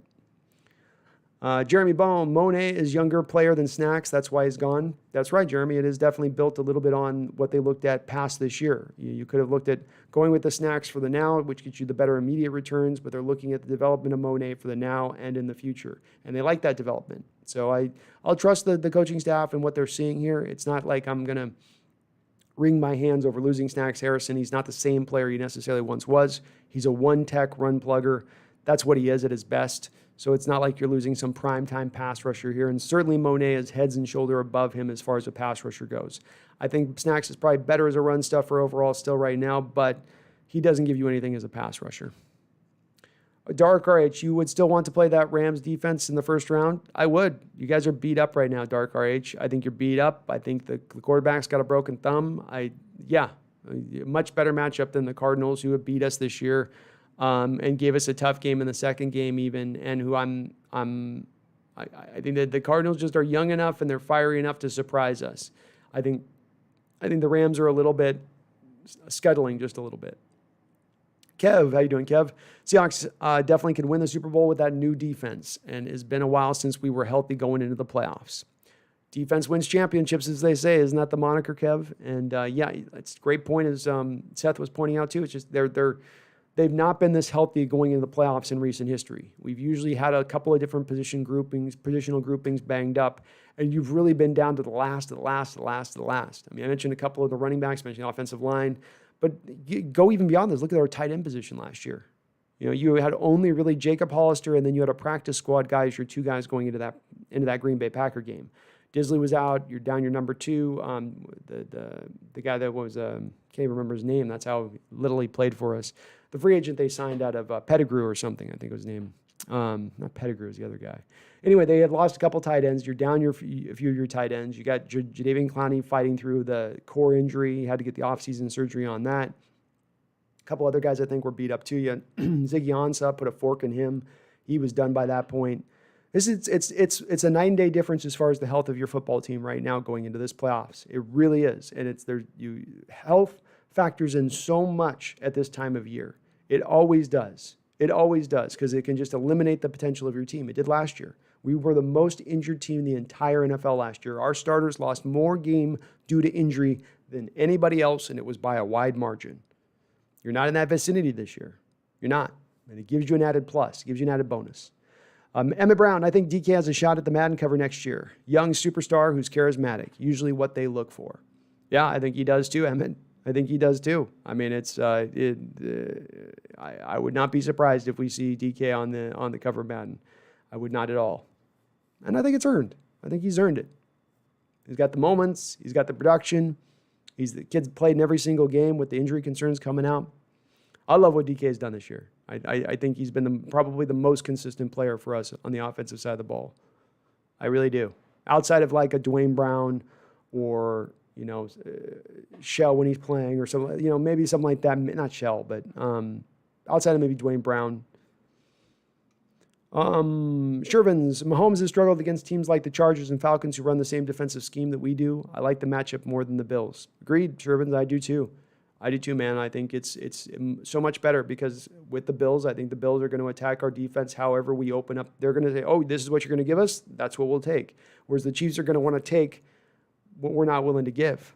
And I think that's going to make it harder for them to grab. I don't think that Mahomes has shown yet it's the upshot of, this was a Collerman's video, it's sort of the upshot of your greatest strength becomes a little bit of your weakness. Your ability to put that ball in small cracks, your ability to throw the ball down the field and get it to guys that other quarterbacks can't make those same kind of throws can also work against you, and that you don't sometimes just play within yourself and just take what the defense will give you. And again, something we've seen a little bit in Russell Wilson at times. I got this big, beautiful deep ball. I want to use it. Well, sometimes you got to just take the dump off, the 5, 6, 7 yard route. The Pit, Anthony Harrison, Harrison Smith. It's a good suggestion. That is key. The Pit might have hit on it. I think the Pit might have hit on it. They are still playing some outstanding football with the Vikings, the safety tandem of Anthony Harris and Harrison Smith. Those guys have played really good. The Harris brothers. They might be a bit better. They might be just a little bit better than Diggs and Adams in totality, because both of those guys are legit Pro Bowlers. I think Harrison Smith is probably a little bit older. It's not exactly the player he was a couple years ago, but they're still really good. Great suggestion there, though, Pitt. Go 209. We're going to play the Dallas Cowboys in the NFC Championship, or whoever's still alive in that division. That'd be crazy. That'd be crazy. We end up playing an NFC East team in the divisional championship. Wow. Hey, that's what I love about football, is it's so hard to predict. I was thinking about this a little bit in the turns and twists that the sport takes over the course of the season. And you sort of fit that up against baseball and basketball, where it's preseason, you already know the top teams are going to be. Then you get halfway through the year, and that still pretty much is going to turn out to be the truth. Then by the time you get the playoffs, you pretty much know the two teams that are going to get to the end point. It's almost really all mapped out, whereas the NFL, it wildly swings week to week what you might think or predict or see what happens. And that's part of what makes it such riveting television. Stephanie G. Classy. How you doing, Stephanie? What's up, brother? I caught you. I just missed your deal. What's up? I caught you. Neal and Reid were huge pickup for us. We so glad we had them. Both of those two guys as pickups, Stephanie, as you point out, could be game savers or season savers for us. Let's say you're going through a period of this year. You don't have Shaquille Griffin. You don't have Quandary Diggs. You don't have Trey Flowers. And now you're having to trot out there this, Stevens? Is our other Lyndon Stevens, our fifth quarterback on this team, and he's been in a couple times, and offenses went right after him the second he was out there. Meaning your drop-off would have been steep, and it could have been the thing that I don't know what you do without those guys. I don't. Neal the same way, in the way that he came in and played the safety position when you were down your two guys at that point. You lost Lano Hill. You lost Jamal Adams. You didn't have a lot. You had no Marquise Blair, and you got this guy in there, and for him to do what he's done, and he's actually carved a rollout for himself, it seems like, whether I think it's on dime defense, he's in there playing. Both of those two guys are really underrated heroes from this year and coming in and kind of saving the day because you don't plan for your quarterback position to lose your top three guys. You don't plan for your strong safety position to lose your top three guys. You start getting into that territory of things and you're starting to get desperate. The NFL's got a salary cap, but it only allows so many players on every roster. So you get squeezed really quickly there. But a great job by Schneider on both of those, especially the Reid one and plucking him from the Niners like he did. So smart by Schneider. And again, we're going to need those guys to play big for us even as we go forward. Are we going to the playoffs? We are going to the playoffs. Drew Chamberlain, he averages like 115 tackles a year. Bobby is a generational talent. He will be. He will be considered the best middle linebacker of, I think there'll be those who will go with Kuechly and him as vaulting back and forth. There'll be a little bit of that debate, but at the end of the day, he deserves to be 1-2 on that over this last 10, 11, 12-year span that he'll have played through. He's got no doubt about it. Some of it I do point to with this a little bit, Drew, is that we are in a little bit of an age and a period where we're not necessarily seeing as many standout middle linebackers as the game would once have. There's fewer and fewer really great guys. You can almost kind of count them on your hand over 32 teams of guys that are truly difference makers at the middle linebacker position. But he's maintained that. He's maintained that level of production. He's out on the field every week. The guy's super healthy, and he's a gamer. I do wonder, though, if this season might, if not this year, I think next year is going to be Bobby's probably last year. Jeremy says, none of the NFC teams are dominant teams. That makes the Hawks even money to make the Super Bowl. I think I don't know if I go even money, Jeremy, because I think if you go into the Green Bay, I think you're a 7-point dog in that game. I do. Now, anyone else, I think I can go even money on everywhere else, but that would be the one spot that I might say they've got a pretty good little advantage on us going into there. But I think I'm relatively with you on the rest of the stuff. Anthony Garcia says Tampa Bay could be a huge threat for the league next year if Breeze retires. They could, Anthony. I do think some of this is going to come back again and again to Brady and what he picked and where he picked to go and going to Bruce Arians' offense and the no risk it, no biscuit offense that Arians likes to run. He wants to do 7-step drops and attack 20, 25, 30 yards down the football field, play in and play out. And he's going to ask his quarterbacks to get smacked in the mouth. Why did Andrew Luck get beat up a lot through the early part of his career? Well, because Bruce Arians was his offensive coach. Stand back there and let it rip. And you get a lot of bonus for that, but it's hard to ask a guy in his 40s to be doing that play in and play out. The better case for Brady last year, this offseason, would have been to go to an offense that was going to build around him and utilize, basically let him run the offense, turn it into his offense.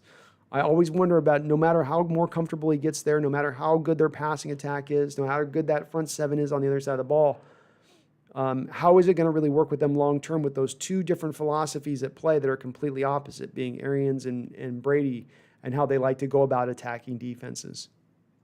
Giovanni Bito, do you think Bobby is the best middle linebacker in the league? And Happy New Year. Happy New Year to everybody out there. Happy New Year. Yeah, Bobby is, again, I would probably say is the best middle linebacker in the league this year. Again, like I was saying a little bit just a few minutes ago, or a few seconds ago, Giovanni, I do think some of that has to do with the fact that we haven't seen as great a challenge at middle linebacker around him by his constituents, by the people that he plays with, his peers. But he still has been great this year overall. He's blitzing well still, blitzing as good as ever, still a tackling machine. He's not as fast or quick as he once was. He's not quite as rangy as he once was. You see him a little slower sometimes to getting out there. But at the end of the day, we're an upper-level team at stopping the run. Teams don't attack us between the hashes very often with Bobby back there in coverage overall. He does his job. He does his job, and he's been, I think at the end of the day, you got to say he's been the best middle linebacker in the sport this year. Ruse Scullin, if the Hawks come into the next game not ready to play and play catch-up football like they did last year, it's one and done. It will be an interesting thing to see on how they do in the playoffs, Ruse. Do they go into it doing what they've done in recent years, like go back to the Cowboy game a couple years ago on the road in the playoffs? 3 quarters, you're just sitting there hammering the ball up in the middle, and the Cowboys know you want to run the ball, so they're stacking the box, can't run the ball, but you don't transition over to Russ and let him just start cooking. Do they make that transition quicker? Do they go, if they're going to come in with a conservative game plan, realize it doesn't work, go to Russ and say, let's live or die on Russ in this game. If we're going to fail, let's fail by his arm. I hope they do if it comes down to that, Russ. There's people that were thinking maybe as a advanced strategy, some 4D level chess stuff going on, that what Seattle was doing with Russ over the last couple of weeks is playing the cards really close to the vest so that once you get to the playoffs in the first couple playoff games, they just light it back up again. Just open the offense wide open again, throttle up, all that kind of stuff. I don't know that they're going to do that, but they got to be willing to make that transition if they go into a playoff game where they say, we're going to run the football a lot in this game, we're going to go 50-50 balance, and we're just going to try to just wear these teams out. It's all well and good. But if your defense is giving up points on the other side, if a Saints team's pushing into that 30-point marker, Packer team pushing into that 30-point marker, a Tampa Bay team pushing into that 30-point marker, your offense is not going to be able to just sit there and kick possessions down the road, 3 and out it, first down run, second down run, third down pass, incompletion punt. You can't be doing that type of stuff against teams that are putting points on the board on you. You can do it against teams that can't score or not sufficient at the quarterback position like we've been playing recently, but that's not what you get in the playoffs. Joshua Carrig, how you doing, Joshua? Bobby and Fred Warner are the top 2, and I love watching them in battles. I think you maybe mentioned the guy who probably has maybe outplayed a little bit of Bobby this year, Joshua. So in the fairness of being unbiased, Fred Warner has outplayed Bobby this season. He's a higher rated guy as far as Pro Football Focus scores go. To my eyes, when I watch the Niner game, he really jumps out the film. Bobby's not far off of where he is, but I think as you mentioned that, Joshua, I do have to lean into Fred's probably a little bit better than him right now this year. BH Eagle 65. How you doing, BH? He says, how about bringing J.J. Watt to Seattle? I would love it. I would love it, Eagle. I would absolutely love it. There's nothing not to love about J.J. Watt's game still, even now at his advanced age. When you watch them play, he's still the guy giving out on that defensive line above anyone else. He's still the guy you got to double. You can move him to any position on the defensive line, and he's going to flourish from that position. I think he'd be a perfect little fit for us in our 4-3 scheme, and we can move him all around, all over the place. He'd be a great little glue guy in there because you've got your 4 young guys, your 4 young little pups that you're hoping one of them turns into a biter, right? You got your Alton Robinson, Darrell Taylor, L.J. Green, Rasheem Green. Those are your 4 guys, L.J. Collier, Rasheem Green. Those are your 4 guys that the young guys, you'd like to see one of those guys eventually push into that 8 to 10 sack territory, be a solid run stuffer. If you can get one of those guys to do that and you put a J.J. Watt now into the mix, and then you've got Dunlap there as well, this is what I'm talking about as far as a defense that can easily then vault itself into that top 5 territory next year. You can move from having this back-end defense this year to, in one season, essentially flip that coin over to the other opposite side and become top 5. I really think, because the key always comes down to that front 4 to get it done without having to generate pass rush, which Seattle has really had to do recently. But you wouldn't if you got a guy like Watt. If he can stay healthy, of course, too. He's definitely getting along in the tooth. But Matt Schlepper, yeah, I love me some Watt coming to Seattle, and I don't think the cost would be high. How you'd work it out would be the interesting point, because, Houston might try to ask for that second-round pick. I'd like to give up a 4th rounder at this point for him. I'm taking on a salary. I'm taking on an older player. I hope they're not going to ask for the sun, moon, and stars for him if they're going to offload him at that point. But JJ deserves to go play for a winner, and he deserves to try to go play for a Super Bowl contender. I don't think anybody in Seahawks land here would hate getting J.J. Watt. Drew Chamberlain, do we really need those 2 Badgers together on this team? Yes. Yes, we really do. I agree, man. Can't go wrong with 2 Badgers, man. 2 Badgers. Right, and that's Drew's, of course, referencing into Russ.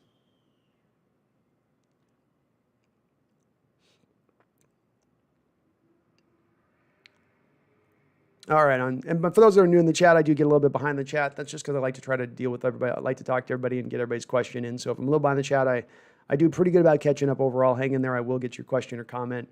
Concern, trial, tribulation. Dustin says Super Bowl chances very, very low. I don't know, I go low, but there's some chance. There's some good chance. It's at least in the 30-40% territory. Emmett, anyone else get weird vibe this Sunday? For some reason, we're wearing our home blue unis. Last time we were all blue in that stadium, and it ended historically terrible. I don't like it. Maybe not. I mean, the San Francisco team is certainly playing with a fire in their belly still. They've not packed up their bags or thought about their vacation plans or Cabo or whatever. They're playing. One thing that you do see at the injury report, Emmett, is that they are resting everybody. Nobody who's even got half an injury is going to be playing in this game. I'm just glad that we don't have to play that backup quarterback who's sliced and diced us every time he's in there. I'm just happy for that, Emmett. I'd feel a lot scared, more freaked out about this game if that was the case. But it seems like Seattle's going to play all their starters and go for it. I think we get up on them early, and I think we put them to bed. I think they're looking at their exit. They're looking at the end of the season now. I bet they're ready to go. Seahawks, what's up, Seahawks? What do you think are our biggest weaknesses, and what might ruin our chances of a deep playoff run and winning the Super Bowl? Our deepest weakness right now would be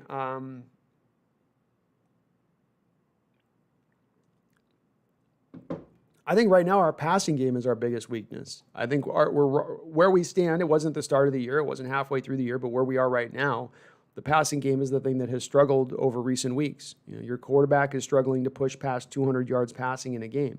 Certainly, you're trying to go back to being more balanced and running the football, and I hear all that. I hear all that. But you're struggling to pass the football. You're having a lot of 3 and outs. You're struggling to now push the ball up the field. You've moved away from being able to now do everything you're doing damage-wise down the field to that got taken away. Now you're attacking short routes, but now that's been at completely the cost of all of the deep passing game. So that weakness has got to turn around. You're going to have to hit some shots down the football field in the playoffs, and you're going to have to hit a couple of them over the course of a game, not just one of them like last week to David Moore. You're going to have to hit a couple of them. So that could be the thing to me that keeps you back, Seahawks, especially when you dovetail this back into what we were just talking about a second ago, being the tendency of this coaching staff that when things get a little scary, when things get frightful, what they're going to do is draw in, and when they draw into themselves, they're going to get you very run-centric. You're going to see a game at the end of the day with the pass-run ratio being 53, 55% running the ball and 45% passing the ball. Russell will end out the game with 26 attempts because they're trying to shorten the game and protect the defense. And you get into that little safe, play not to lose kind of mentality rather than going for it. That's how you don't get a Super Bowl. You've got to play a little more balls out to me. So that would be the two things I would look to as far as the two kind of keys on that. Hip Hop says he hopes we are done with the prevent defense. Hopefully they have learned their lesson, Hip Hop. The one thing I'll say that probably is a reason why you're not going to see it, though, is that I don't know that we're going to be blowing out a lot of teams as we move forward over the next couple of games. So I don't think there's even going to be an opportunity on the board to unleash the potential prevent defense. Jeremy Bone, I'd like to bring back Sherman back. I'd be really open to it. I would. He knows the scheme backwards and forwards. He's played it in his whole career. You, again, look at what Shaquille's going to be getting, a 4-year, $12, $13 million per year deal. First 1 year, $10 million of Sherm or less. To me, that seems a little bit like a no-brainer, even if I accept the fact that Sherman isn't the player he once was, doesn't have the foot speed he once had. I think even bringing him back, one thing you could do with Sherman is get him in a pinch over at the strong safety role, or maybe even the free safety role if you had to in a game or two. So maybe he gives you some late career versatility as well. Enrique M. is calling it. He's feeling confident. His chest is out. I can see him pounding on his chest, gorilla style, and he's saying, I'm calling it. I'm calling it. Seattle gets the #1 seed tomorrow without a doubt. You got no doubts, Enrique? You got that kind of confidence, that kind of swag? Okay, man. I can't hate it. Sounds good to me. Don't listen to Dustin, Enrique. Nothing delusional about it at all. You got that gut. You got that feeling. For all Dustin knows, you're a psychic. He doesn't know. The GOAT, 209. Julio is going to get traded. I hope he doesn't pair up with Devontae Adams or Debo or Michael Thomas. Let me look at my research on this. Did I write down the path? I thought I did the Falcons on one of my teams I was looking at. But I probably didn't. The issue that I saw, the Falcons are low-key, I didn't have it written down, but the Falcons are in low-key one of the worst territories as far as salary cap position goes, even over a team that's in awful shape like the Saints. Because the problem when you look at them is that all of the players, including a guy like Julio Jones, if you flip them out, you're actually going to be basically eating dead money to move on from them. There's no salary cap savings there. And the Falcons, if you go to Sports Track and look at their salaries over the course of next season, there's no money saved on any of these guys, and a lot of them carry huge cap hits. I don't know what in the name of God the Falcons are really going to be able to do. I really don't. They're up against it as any team in there, but I don't know that means that Julio's going to be moved at that point, GOAT, because there's not enough of savings for them to do it. If they're moving on from Julio, it's not just to do him a favor. They're not just going to weaken their team for the hell of weakening it. They're going to want to save some money on his contract as well. So maybe he has to rework his deal to make that happen, which I don't think is likely for a guy that knows he's not going to probably get another contract. Matt Schlepper, what do you think about J.J. Watt? I love J.J. Watt, Matt. I love the versatility he would bring to the defensive line. He can play any position on the defensive line on any down, in my opinion. But then he just fits in with everything else at that point. That versatility allows you to just move the guys around, keep guys fresh, have that deep rotation. You don't have to ask JJ to play 80% of the snaps.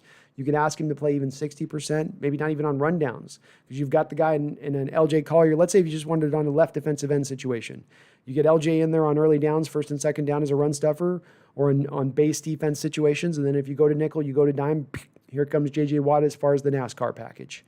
I mean, couldn't you see him in that Michael Bennett NASCAR role, right? Remember Michael Bennett used to line about a yard more over to the left side, just to the other side of Cliff Avrill's right shoulder. I mean, the guys, their shoulders were nearly touching. They were so close together because they would almost be like having three defensive ends rushing you on a front four. And to really challenge the guard at that point when they did that. I'd love to see J.J. Watt in that kind of look. Oh, my God, that look. That would be awesome. That'd be awesome. I think he'd be a perfect fit. Aiden Reynolds says, got a hypothetical for you. Would you trade Russ for Trevor Lawrence? I'd be open to it, Aiden. I think where the crux of this conversation for me goes to a talk with the coaching staff and the front office. If I talk and I sit down with Coach Carroll, and Coach Carroll says, for the next 5 years of my contract extension, I'm going to want to run my offense like I've run it predominantly during my time here. I'm going to want to be completely balanced. / I'll probably lean towards wanting to run the ball more than passing the ball. I'm going to minimize the quarterback position. I'm going to turn the quarterback position into a game manager role. And that is my plan moving forward, because that's what's been most successful for us this year. All the fireworks were well and good, but this is what's been our bread and butter. Coach Carroll's saying that to me. If that's what he does when we have our little meeting and I sit down and I hear that, I'm going to be a lot more opened up to doing it, Aiden, because of the fact that I don't want to pay $35, $37, $38 million a year for a game manager. If I'm paying that kind of money, I need to get the money's worth out of it. Now, with all that said, for those folks out there that want to keep Russ above all else, I'm here to give you some good news in the respect of whether you want to see Russ traded or not, whether you want to see the potential of that looked into or not. It's not likely to happen this offseason. You're going to lose. You would have a negative $7 million cap hit if you were to trade Russell Wilson. So there's no money saved by trading him right now this year. He's going to be here for one more year minimum. So we have to kind of move off of that speculation really in totality, because it's bung talk. It's not going to get us anywhere. He's not going anywhere this offseason carrying that kind of cap hit. Maybe he could restructure if he was trying to force the situation. Maybe that's where that could change. But Aiden, if we're going to game manager, I'd be open to it. Splash and skills. Colts play Jags, so they're making it. Raiders are out. Browns and Dolphins face Steelers and Bills respectively, and Ravens play the Bengals. And I think the Bills are going to be dangerous this playoffs. They're a team I think that could be really tough to play. They're a tough matchup, I think, for any of those other top teams or theoretical top teams like your Ravens and your Chiefs. I think they're going to give somebody a tough time in the playoffs. Dark RH, how do I feel about having to play the Bucks? I don't feel good about having to play the Bucks, Dark RH. I don't. That's not a matchup that I like. I know, statistically speaking, the Rams defense is a better defense than what the Bucks defense is. I think the Bucks defense has had a couple games they've given up a few high points game, high yards game that's made it look worse. But that front seven is still really good. They got two guys on the edges that can get after the passer. Sue always seems to give us problems whenever we play him. The linebackers are good. Their secondary's improved this year. I think that's a tough matchup for us. And I think Brady knows how to attack this defense. He's that type of patient quarterback. When I was pointing to Mahomes, who's maybe not that patient guy, Brady's is that guy. Brady's will sit there all day and take that little 5, 6, 7-yard route if you're going to give it to him all day and be happy and perfectly fine with it. So, yeah, I think that's a tough matchup for us. You're cool, Shotzi. Could Seattle re-sign Jamal Adams or Shaquille Griffin? Yeah, they're going to re-sign Jamal Adams, Shotzi. I'd say that's a given at this point. I don't think that there's going to be the money available to re-sign Shaquille Griffin after you sign Jamal Adams. And I don't think that he's played well enough to valid or warrant that contract that he's going to sign.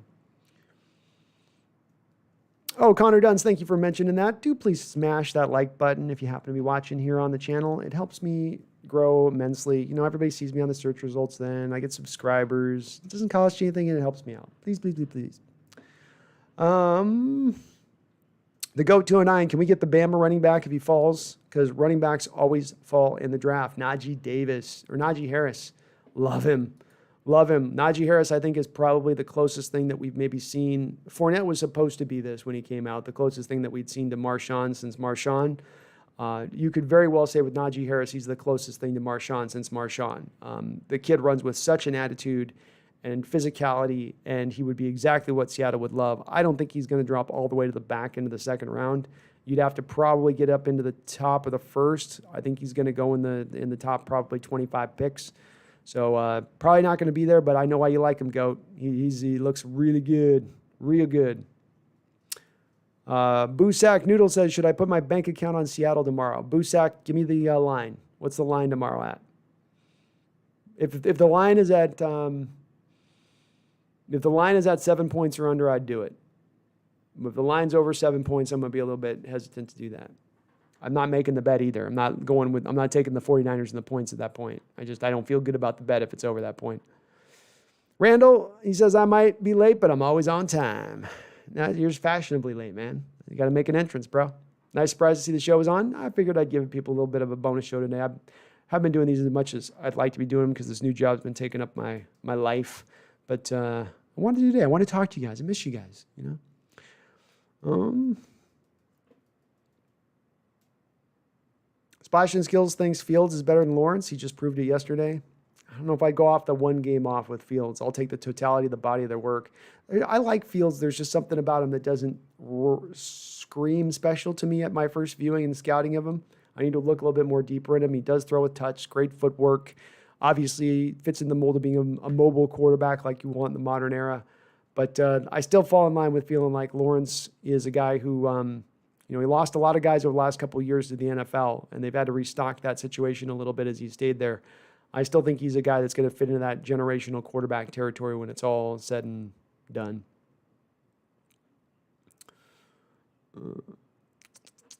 Webb, I feel like we need to give Rashad Penny all the carries this week. Rest Carson for the playoffs and get Rashad warmed up. I love it, Webb. I was thinking the same thing. Coming to this game, give him 15 to 20 touches in this game. You know, give him the 15 to 20 touches, get him used to take a little bit, a couple of hits, get him out there in the edge, try out a couple different runs, try some off-counter runs back the other way, get some pulling stuff going out, try to attack some of the edges of this Niner defense a little bit. They are the wide nine, so a little bit of how you want to do your running game is just attack straight up in that inside zone stuff for the most part. But I still want to see him try to utilize a little bit of his speed on the edges because he's been really good in that respect. But I'm all on board with you. Rest up Hyde, rest up Carson. We need him for the playoffs. Both those guys are fun, rare in a row. We need to get Penny with his legs under him because I think Penny could still add a little vital component to us in the playoffs. There's been a history at times in the playoffs of having three backs and being able to just move those guys in a little bit. You know, bring in the guy you want to bring in. You got your bell cow guy or your bull. You've got your scat back style. You got your little in-between guy. It's nice to have kind of a mix of those guys. If it's really tough for defenses to prepare than just for one guy, if there's three different guys they could potentially see, all with three different kind of skill sets in what they do. All three of these backs have something special about them, but not exactly the same special thing. Kevin Hardaway, DK Metcalf. Love him, Kevin. Somebody said in the thing earlier here that he might be the Madden guy this next offseason. But I think all of us are super hyped up about that guy. And I think he, again, has been, next to maybe Dwayne Brown, your most consistent offensive piece this season so far. So, Junga, do you think we keep Chris Carson after this year? I don't think so. So, Junga, there's just not going to be enough money to really do this at the end of the day with him. And I think it's better for Seattle at this point to move forward and that they keep the running back position cheap, that you don't put a lot of assets into the running back position. As we saw with a guy like Carlos Hyde, you got for a 1-year, $4 million deal this offseason. You don't have to drop the bank on these running backs. You can find good ones at a depressed value. Lean back into that direction of things. And as good as Carson is, he is a good back. He's an upper-level back in this league. He's really a top 15 back, not a top 5 back.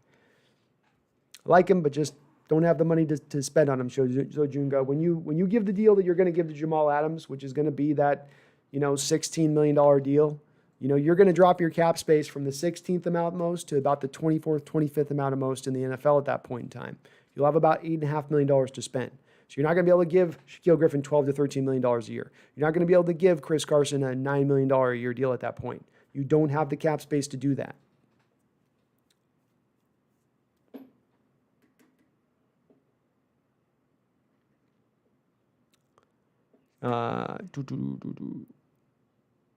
Your cool shots. Yep, we'll re-sign Jamal Adams. I don't think we're signing him Shaq. The Gons 64. What's up, the Gons? Saints or New Orleans lose tomorrow. Seahawks move up. Yeah, go Hawks. Boy, we'd be feeling good about life. I will be doing handstands on this show. I'm gonna write it down now. I'll do handstands on this show on that wall if we manage to see both the Saints and Packers lose tomorrow and we get our first seed. I will do it. I will do a handstand. Ahmad says, imagine getting both Thomas and Sherman and rebuild the LOB. I don't know if you got to rebuild. You got to feel pretty good to certain respects about some of the aspects of this secondary, I think. But you could do it that way, Ahmad, especially, like I said, you save money with, if you want to move on from Quandary, you sign Jamal to the deal. Pairing up Earl Thomas with Quandary would be interesting.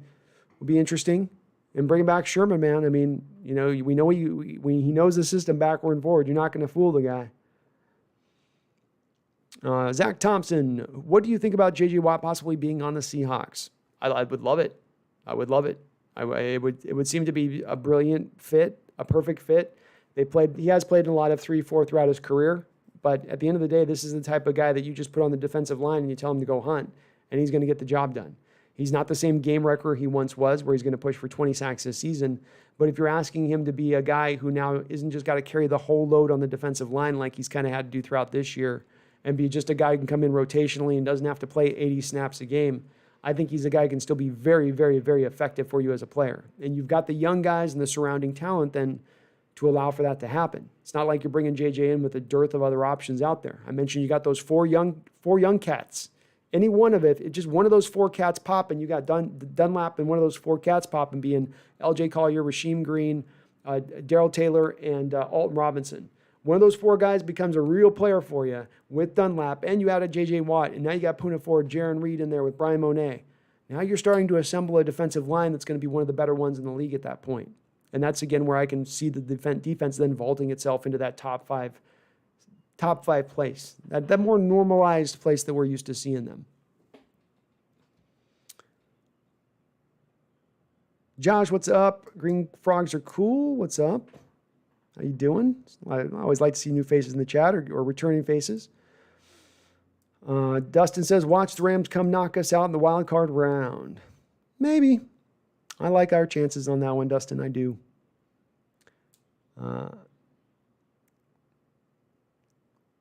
D-Nugget, can you talk about cat ownership? I'm thinking of getting one. They are a little more work than you probably think they'd be.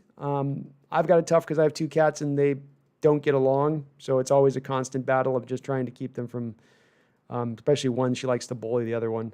But they're fun. Nothing better than having a cat, man.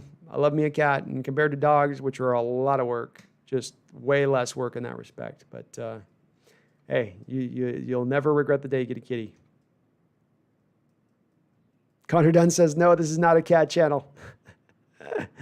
Mighty Johnny Boy, would you be mad if the Seahawks traded back in the late mid-third round and made their first selection there? No, you're going to need to assemble some more picks. This is coming from a guy that's been annoyed over recent time by Schneider continually needing to get 11, 12 picks in a draft.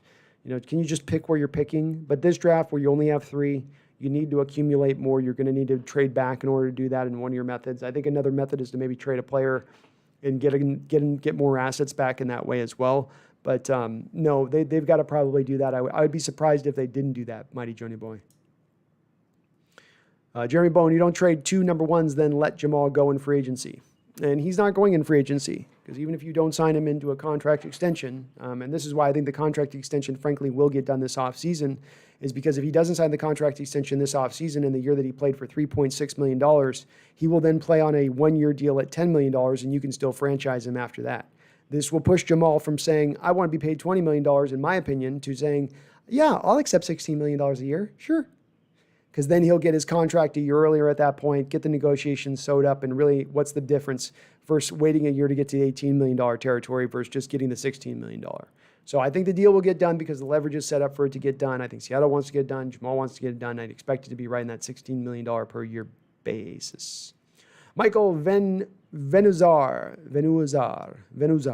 You guys got some great names. Bottom line, Russ needs to start cooking again, says Michael. I agree, Michael. I don't think you're getting into 30 points on a playoff game if you don't got Russ throwing 35 times a game. Hard to see you getting to 35 points by just playing great defense and turning the ball over and running the ball like hell. I think that you're going to have to get him throwing the football in the playoffs if you're going to do that. So 100% agree.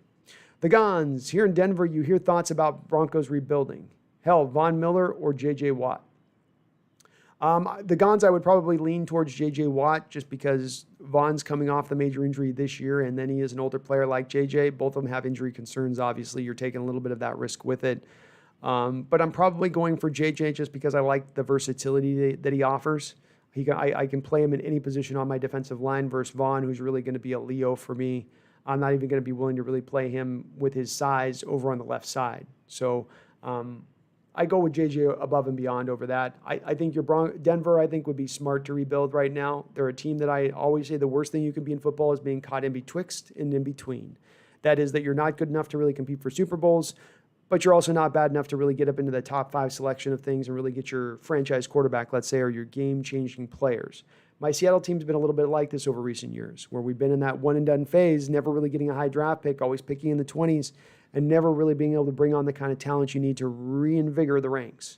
Broncos are in that same kind of territory, and I think that they've got to really just double down on the rebuild a little bit. I don't think you guys are close, and I think that division's tough. And you look at Justin Herbert, and you look at Patrick Mahomes, they're not going anywhere anytime soon. Broncos got to get their quarterback now. Thank you for mentioning that, Jose. Please do hit that like button. I appreciate it. Dustin says, Alabama versus Ohio State. Your pick straight up. I'm going to go with Bama. I think Bama's got the team on point this year to get it done. They run the ball real consistently over that game. They don't give Fields a lot of opportunities to really just go up and down the field. I'm going to go with Bama. Jared Taylor, Redskins fan here. So it's looking like we'll play the Bucs in round 1 if we make it. But I'm hoping for a second shot at the Seahawks with a healthier Smith, McLaurin, and Gibson. Hey, you're a tough team, Jared. You'd be a tough team for us, a tough out. I'd expect you guys to not be just an easy walk for us, and for the reasons you said. Getting back Alex Smith versus playing Dwayne Haskins. Smith's the kind of quarterback to understand how to play this defense. He's a guy that will be patient. He's a guy that struggles to push the ball up the field. It's a little bit of the Drew Brees thing. He's not really ever going to grow into that impatience that the Seahawks defense builds within it that it wants to see. The impatience of a quarterback who over 2, 3, 4 quarters is eventually going to want to let one rip. He's going to want to put that ball 40, 50 yards down the football field, and that's where you get that interception. Alex Smith will say, hey, if you're going to make me throw 7-yard in-cutting routes to my tight end all day, I'll throw in-cutting 7-yard routes to my tight end all day. And he'll win that way. He will. I like me Gibson, too, a lot. Loved him coming out of the draft, and McLaurin was my favorite receiver, Jared. In the same DK Metcalf draft, he was my favorite receiver. DK surprised me in how his development's been, but I thought McLaurin was sensational coming out of Ohio State. Absolutely awesome receiver. He's going to be a good one for you guys. A real good one. And welcome on in, man, Jared. Love having some Washington football fans in the chat. Oh, we got some Ohio State love here. We got some folks putting their money on Ohio State. Dustin, HawksNest, how slow exactly is slow mode? The wait between posts is how long? It's 90 seconds, Dustin. I've had an onboard of trolls coming through over the last couple of weeks, and we need to kind of hit the brakes on that one a little bit. So my mods have been having to work right and left getting these suckers out of here.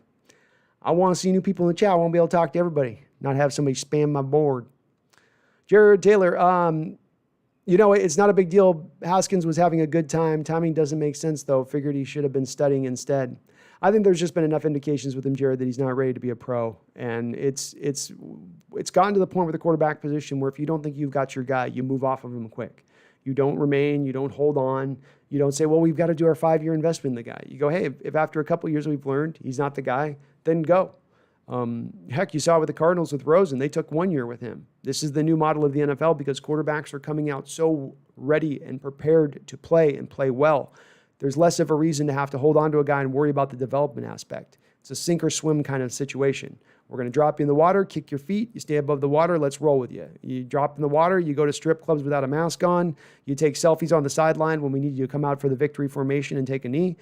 guess what, buddy? I'm sorry. We're just going to have to call it a day here. So I like Jared. I did like Haskins coming out. I thought he was going to take some time to develop, and I thought the teams would be best suited by having him sit on the bench for a couple of years. He was one of those guys that not only 1 year or 2 years I thought would really benefit from letting him see how an NFL quarterback goes about their business and really learning the game from the background as opposed to developing bad habits and not just building into the development more. He was a little more raw coming out, and he's just not been able to kind of hone it. But I don't think the guy's career is done. He's going to get another chance somewhere because of the talent that's at play. But I'm okay with Washington moving on from him. I get it. RJ Souza, much love from Hawaii. Hey, a fellow Hawaiian, how you doing? I'm over here in Maui.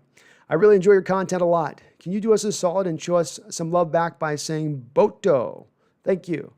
Yeah, Boto, man. Boto, Boto, Boto, Boto.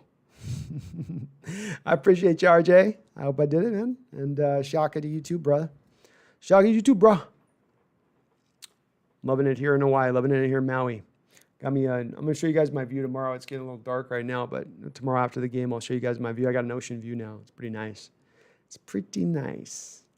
Devin Martzall, man, I enjoy your content. You're real. No, thanks, Devin. I appreciate that, man. That's the one thing above all else I try to do on this channel, whether even probably above being entertaining at times to my own detriment, is I try to just be truthful. If it's a hard conversation, it's a tough conversation, not what you guys want to hear. The thing that I don't want to be on this channel is a pom-pom waver, though I'm a homer above all else.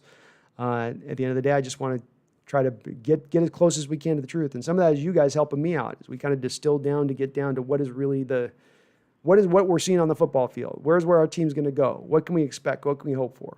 But I appreciate you, man. Thank you for watching. Jared, too long of a wait. Slow mode at 170 guests. Haskins, what Haskins has been going on since the 50s, 60s, hell, Broadway Joe, but those POSs, phones, ticky-tacky, post everything everywhere. Well, I think that we're a little bit out of the way now, Jared, from the days of the Broadway Joe. I think that the quarterback being a star and being the guy with the swagger and everything, I think that just doesn't work as well. You've seen a guy like Baker Mayfield struggle against this, trying to bring that persona over into Cleveland as he's tried to do. I tend to lean back to thinking that what you need at the quarterback position in the modern era is a boring guy. You do. You need a boring guy. You need a leader of men. You need a guy with fire. I don't just want the Eli Manning, doughboy face out there all the time. But at the end of the day, you need a guy that's not going to be stepping out of line and doing wild and crazy things. I don't need Johnny Manziel. I need Russell Wilson. That's the pathway to success. The best quarterbacks over the last 20, 30 years have been guys that have towed the line, that have done exactly what they're supposed to be. It's not been the wild Jim McMahons of the 80s, right? It's been the guys that are putting in the work, doing the offseason stuff, just being boring, great quarterbacks. That's what you have to be, in my opinion. I don't think that there's any room anymore for that. Needs a timer. Lex out. I'm a big Seahawks. I'm the Seahawks' biggest fan. Says Lex out. Well, that's pretty. You might be competing with me, man. I'm pretty close there with you. I don't know. I think I might be able to take you on that one. And yeah, folks, I'm sorry on the slow mode, but we get people in the chat the last couple of weeks that have literally just spammed the board and tried to break the chat while we're going along. So I had to take some steps. I'll turn down the slow mode a little bit on tomorrow's stream from 90. I'll take it to 60 seconds. But we get some people in here who just want to be immature, and I can't ask my mods to constantly have to be banning people to keep the chat rolling good. King Xavier, what do you predict the score for tomorrow? I think Seattle's going to get really conservative offensively and try to just shrink this game up and close this thing down, which will close the clock, which will close down the scoring potential. Let's go ahead and put this at 24-7. I'm going to go 24-7 in this game. I think our defense continues to just ratchet down and tighten things up. I really do. Shade Hafner, I might watch the Indy game due to Joey Hunt getting some playing time. Ruh-roh. Oh, is Joey going to be protecting Phillip Rivers this week? Oh, poor Joey. He doesn't even have a mobile quarterback back there now. Oh, my gosh. Avert your eyes. Avert your eyes. Dark RH, Russ needs to play better. Nobody's going to be relying on the Seahawks defense to hold teams like the Packers, Saints, Bucks, etc. to about 24 points. Russ needs to put up at least 31 points every game. That's what I'm pointing to, man. That's what I'm pointing to, Dark RH. I see those three teams you mentioning is going against our Seahawks defense, and I see those three teams being able to put up between 27, 30 points. I think the defense can hold them to about the 30-point level, but then that means the offense has got to go a little bit over the top of that. They got to be a little bit better than that. And they've got the ability to do it, but we haven't seen it recently. We need to see what we saw early on this season in the respect of that production. I think it's really the road to us getting to the Super Bowl. I don't see us getting to the Super Bowl with some defensive struggles where it ends up being a 17-14 game. I don't think there's going to be any game in this playoffs in the NFC that you're going to see like that. Randall says, I think this is the most balanced team Pete's had. Not saying the best, but position by position, there's not a glaring weakness. Our ceiling not as high, but the floor is much higher. Solid across the team. Solid across the team. I'd probably say the offense was better with the Super Bowl year, Randall, in the balance game of it, especially when you had Percy in there by the end year point. But this team certainly is competing with that team. I think that the consistency thing is the part that factors in here. It's the most balanced team he has, but it's also got this big inconsistency issue on both sides of the ball where you have a Jekyll and Hyde-like identity from one part of the season to the next part of the season. Can you become all Dr. Jekyll on both sides of the ball as you go in the playoffs, or are you going to be both Hydes on both sides of the ball? That's the part none of us can really predict at this point. But the potential's there for it to come together like that, Randall. The talent's there for it to come together like that. It just hasn't happened really yet this season, both at the same time in the course of the game, outside of with the Jets game, which that's not exactly a true measure of level of competition versus what you're going to deal with in the playoffs. Boom Shakalaka does not want to see DK Metcalf on the Madden cover because he mentions the Madden curse. Solid point. Solid point. Dustin says DK is a dropper. Nah. Dark RH, is DK a top 5 wide receiver right now? Other day, this guy in another stream kept telling me he wasn't even close. I don't know how he's not even close. He's going to set the Seattle Seahawks record for most receiving yardage this year after this game, beating out Steve Largent, who's a Hall of Fame wide receiver. So that's pretty good in itself. I think he's a top 5 receiver. I think you can say, you can make the argument to me saying, okay, Hopkins has played better this year. Who else do we got? There's a couple guys out there that you could maybe mention and point to that I've got to give my props to and go, okay, yeah, they played pretty good. But DK's been right there with them. There's no way I don't think you can't say he's a top 5 receiver right now, if not a top 3 receiver this year. Ghost says Super Bowl LV champs. Sounds good. Seahawks Super Bowl LVs. Seahawks LVs. Love the confidence, Ghost. Randall, thank you for the $10 donation, my guy. I appreciate it. And I salute you, my sir, my kind sir. Thank you so much. The NBM videos. Let's go Washington. Got some Washington fans in here. It's going to be fun to see how that division plays out this year at this last final week, man. You guys brought it. Nobody seemed to want to really take that. Like every team just as they're about to the Giants look like they're ready and then they fell back. And Washington was ready and they fell back. And now the damn Cowboys are coming in. Jeez Louise. I thought they were dead. Dark Reich, exactly. Basketball is my favorite sport, but football is more exciting sport. In basketball, everyone knows it's the Lakers, Clippers, and Nets. Football, it's the Chiefs, Packers, Bills, Steelers, Bucks, etc. Yeah, it's more. And year to year, you can see more change, Dark Reich. I mean, when you're in basketball, if you get stuck with a roster and the guaranteed contracts, your team's not going to get changed over for 4 or 5 years. You're just stuck in the mire.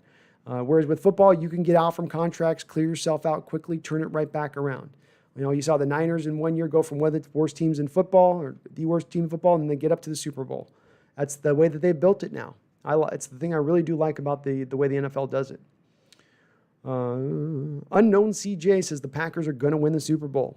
You guys have got to be considered the favorite as we stand right now, especially if you get that first round bye. As historically we've seen, the Packers get home field advantage throughout the playoffs in Lambeau Field. Very, very hard to win there. Malu Alvarez, Jojo. How you doing, Malu? Hope I pronounced your first name right. Welcome. Always love to see new faces in the chat. Dustin says the Packers are so much better than the Hawks. I don't know if they're so much better than the Hawks, Dustin, but I think that they are a little bit better than them right now. John Lima has re-signed David Moore or Dorsett. I re-signed neither of those, John.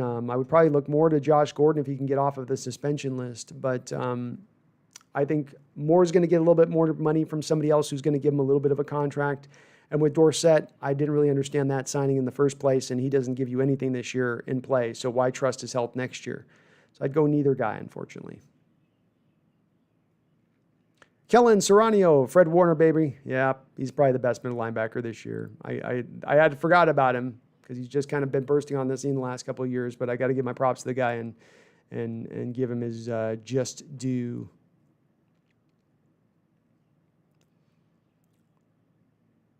Seahawks fan base says, do I think Russell Wilson is a Hall of Famer? Yeah, I think Russell Wilson could retire tomorrow and that he would be a Hall of Fame football player. I think he'll eventually be on the trajectory of being a first ballot Hall of Fame football player. D-Boy, I am still going live after the game tomorrow. Yep, I will. Just want to do a little bonus show. Rodney Prescio, I feel like we can beat Green Bay in Green Bay this year. Last year, we didn't have a good pass rush or running game, and we still had a good shot at winning that game. What additions have the Packers made since last year? Solid point, Rodney. I think it's less the additions the Packers made, and it's that development of that second-year coach. They say with new offensive coordinators, or what essentially is the new offensive coordinator for Aaron Rodgers with this head coach, that you have to have that first year where you work out the kinks, and then the second year, that's where you're really rolling. And that's what we've seen of them this year. They've been even better offensively than they were last year, and they were pretty good offensively last year. They're even more efficient. They're even more explosive.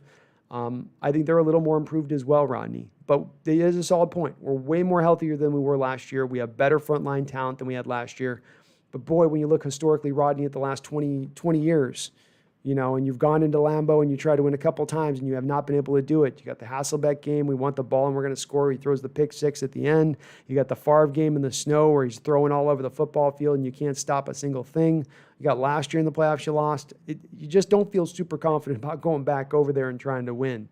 It's really a tough place to win at. I'd prefer us having a different path if possible.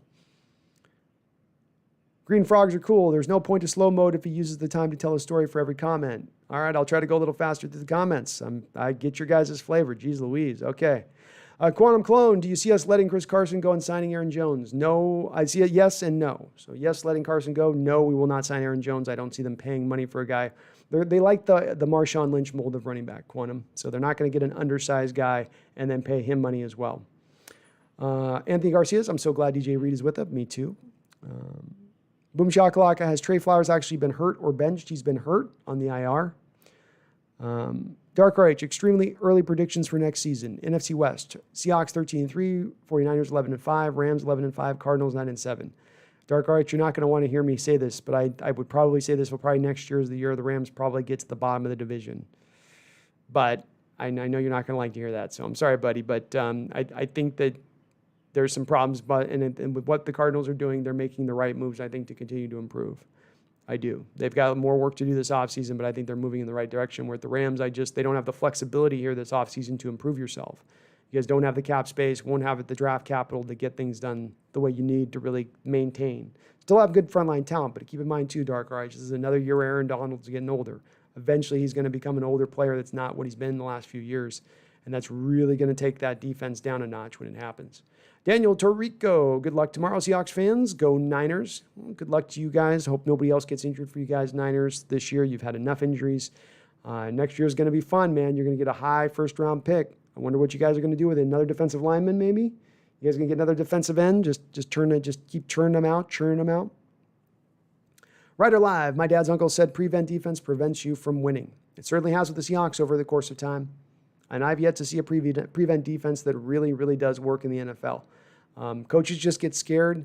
They get worried about that big play and a breakdown defensively, but I think you've got to just trust your team to do what they've done to get you there, to get you the lead, to get you on top. Why get scared at that moment? Why not stay to what you've done? And if you lose being aggressive and going downhill, then so be it.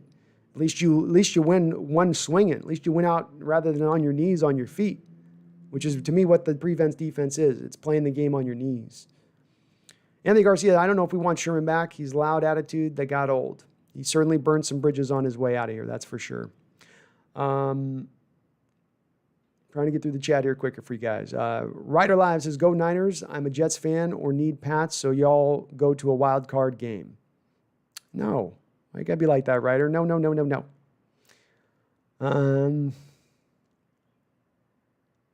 Seahawks fan base, would you want to trade Russ away? Yeah, so kind of like I was saying just earlier, I wouldn't want to trade Russ away. That would not be my first inclination. I wouldn't want to do it.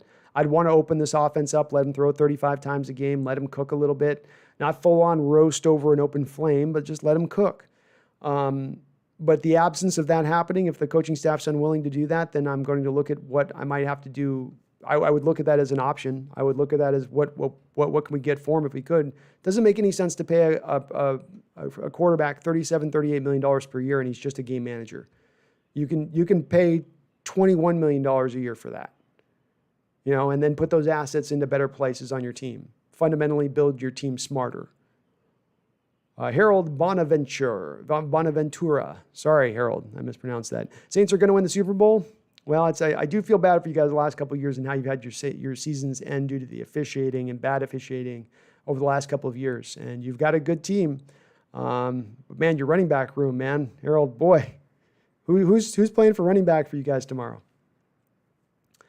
Randall, I did not have a chance to watch the North Carolina kid yet. I'm sorry, buddy. I am going to look at him though. So he's on my list.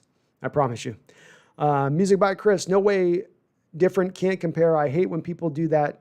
What actually play the sport. Football, my guy. So let me try to reread that again. Music by Chris. No way different. Can't compare. I hate when people do that. What actually play the sport. Football, my guy. Music, Chris. Go back to school and work on the grammar, okay?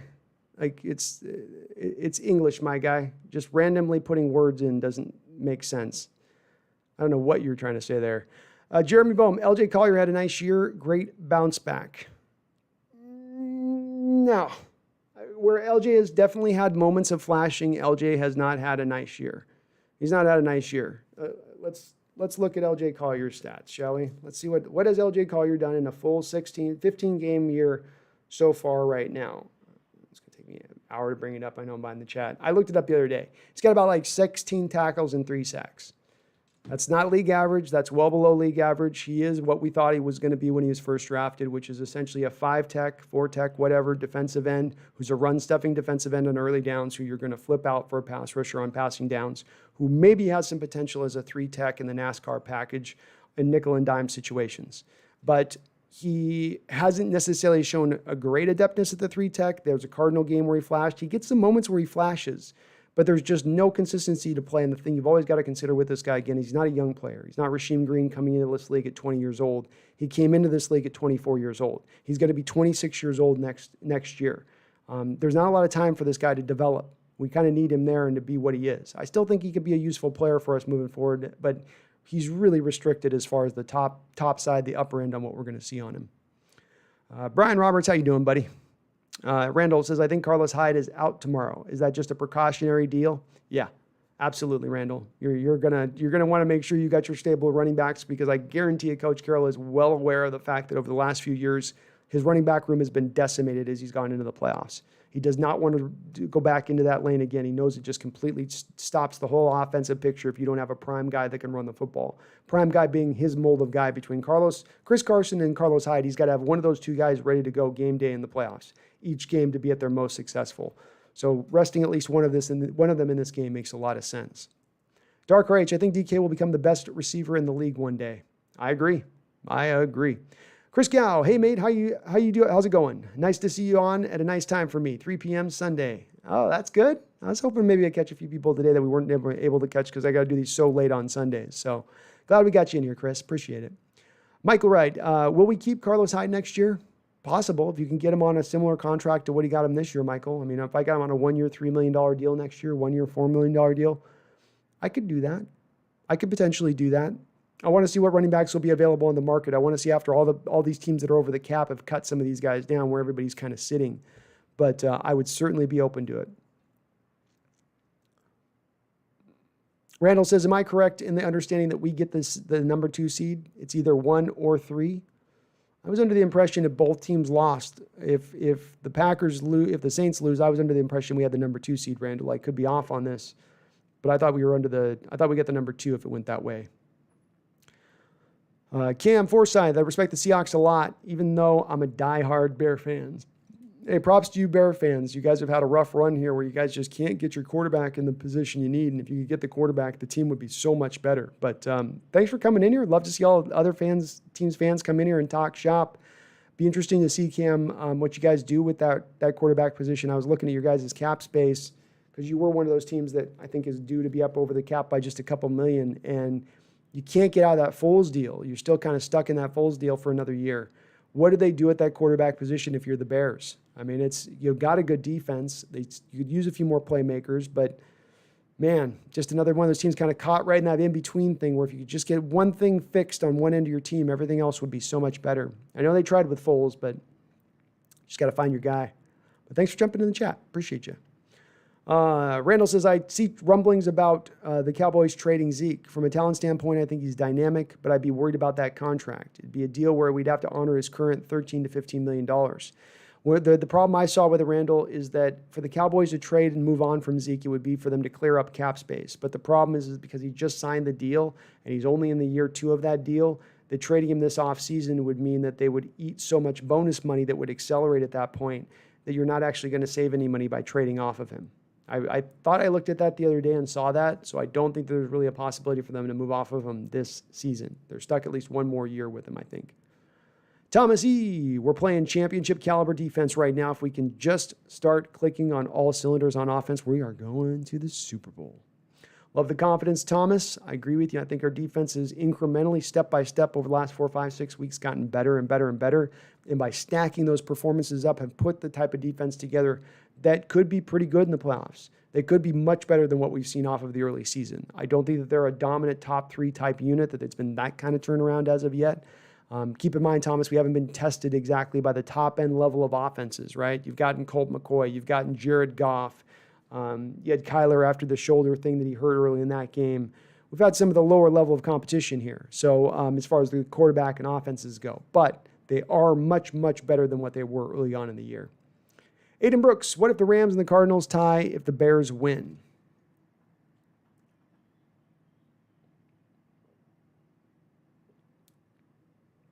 I don't know on that one, Aiden. Someone in the chat's going to have to help us out with that one. Mighty Joni Boy, if we trade for J.J. Watt and sign DK to $25 million per year, won't we be strapped for cap at that point? Well, you don't pay $25 million a year for DK this offseason, Mighty Joni Boy. So DK and the collective bargaining agreement stipulates that the rookies cannot be paid in the first 3 years of their deal. They've got to play 3 full NFL seasons before they can be paid. So we get another cheap year of DK Metcalf on his second round deal that we have him signed for. So you could fit him into our cap. There are places, even though we do only have that $8.5 million on our cap right now, only that's if we sign Jamal. That's if you sign the Jamal, the new deal, you'd have about $9 million left to spend. But you've got guys in Dwayne Brown, if he retires, that saves you $11 million. If Tyler Lockett got moved, that saves you $10 million. If Quandary Diggs got moved or released, that's $5 million.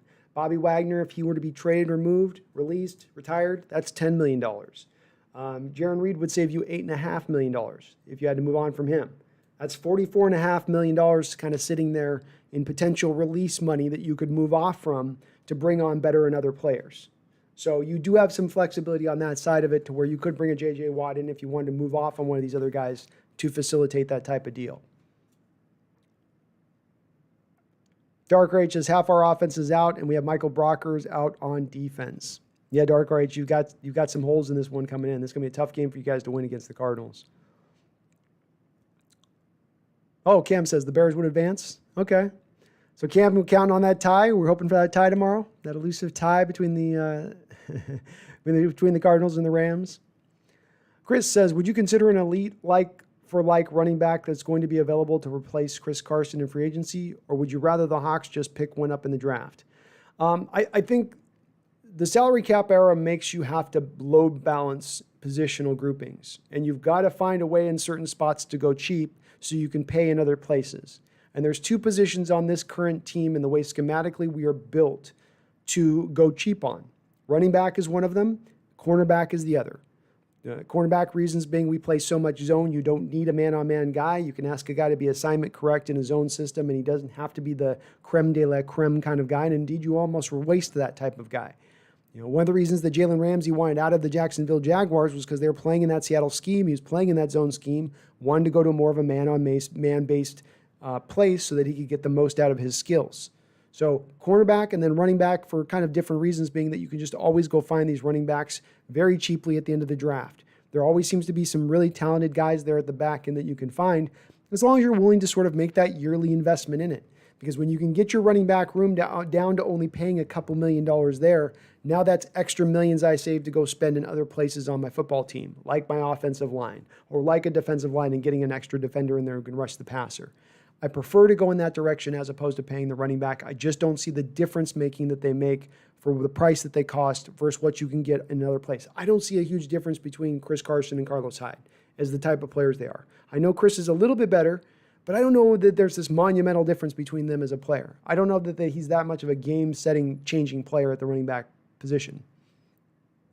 Brian says, do you think J.J. Watt's coming here or going to the Steelers? Hard to see the Steelers. I think they've got some other guys up ahead of him on that defensive line, and I don't have there be as much an opening there for him. He's not really going to be an outside 3-4 stand-up linebacker. He's going to want to put his hand in the dirt. They've got some guys already there like Hayward, Stephon Tuitt. So you already got a couple guys down there on the inside. I don't know if they would have necessarily the spot there for him, but his brother plays there. Maybe. Cam says DK Metcalf's overrated. Well, we will see, Cam. You look at his stats and you look at the way he's opened up his career. He's had as good a start to his career at the wide receiver position as any wide receiver that's played this sport, bar none. I think that that's pretty legitimate once you get into 2 seasons, especially as young as he is. Thank you, dude. Yeah, please do smash that like button if you happen to be in here. I appreciate it. Shane says, how many targets will it take for DK to break Largen's franchise record? I think he's like 30 yards or something away, isn't he? Or it's 2 catches. Okay. Thanks, Quantum.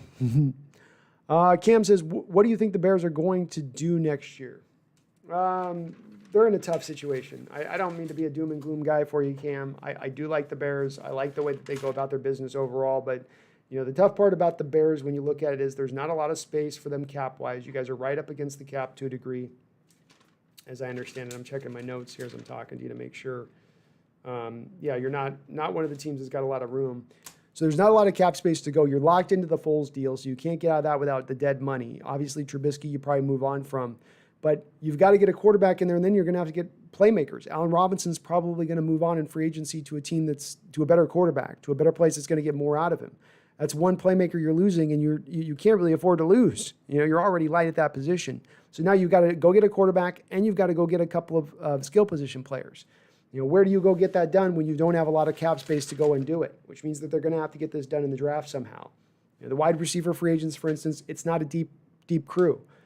T.Y. Hilton, Corey Davis, Josh Gordon, these are your top-end guys for the wide receiver room that'll be available. So I wish I had a good answer for you, but you guys are in a really tough situation where unless you can go and get some creative moves made to add a couple guys on the edges, Nick Foles is not going to get you back to the Super Bowl. Not in that division, not with Aaron Rodgers there. So I would lean towards rebuilding, Cam. I'd lean towards just going all in on the rebuild if I'm the Bears. Don't get caught in between here. Go all in on the rebuild. Move on from the guys you can move on for. Recoup the draft capital you can in moving some of these guys on. And then come back at it in a better situation with this. Rather than building your defense, build an offensive line, then go get your franchise quarterback, then build your defense. That's the way I would do it in that order in the modern era. I wouldn't go defense first and then get the quarterback and then get your offensive line. That's kind of the backwards way a little bit of going about it. Shane Hafner says Pittsburgh will have to fork over a butt ton of money for Bud Dupree and Bush. Bush, I don't think, is eligible to be paid yet. He's only going in his 3rd year, Shane. But Bud Dupree is going to cost some money for sure. And yeah, Cam, I think a rebuild is going to be the way for you guys. For the Seahawks fan base, do you think the Packers and Chiefs are going to the Super Bowl? No, I think my Seahawks are going to the Super Bowl, Seahawks fan base, because I'm going to be a homer in this respect.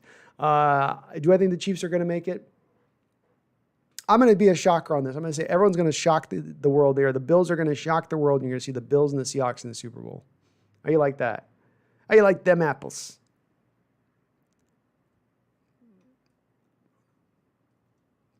Shane Hafner says, who will be the San Francisco's quarterback in 2021?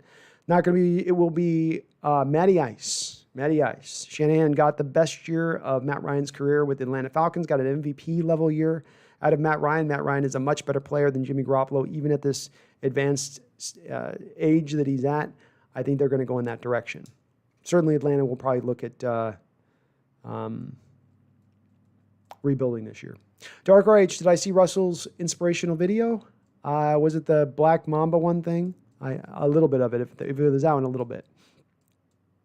Cam Forsythe, unfortunately, Foles is going to be your quarterback next season, Cam. I mean, maybe you go and you get a guy like Cam Newton out there as a backup, but you don't have a lot of flexibility with cap space.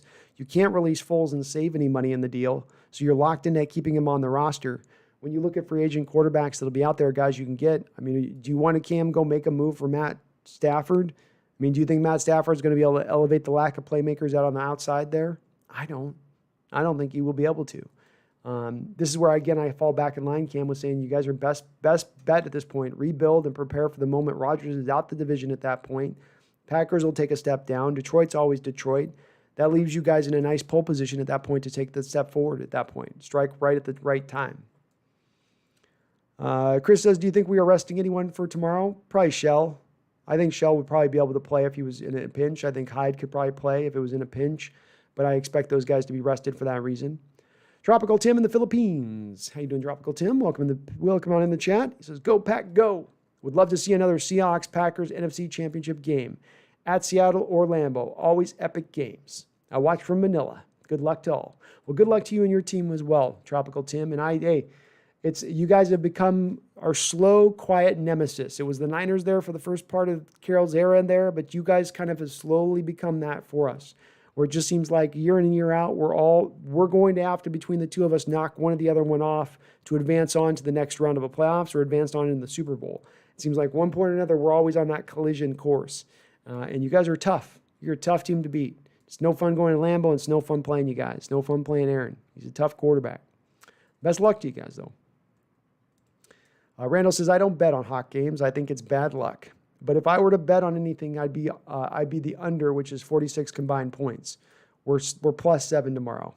See, I was right on that line, Randall. I said if it's over 7, it's under. See, that's where Vegas is so smart. They put it right on that smart line.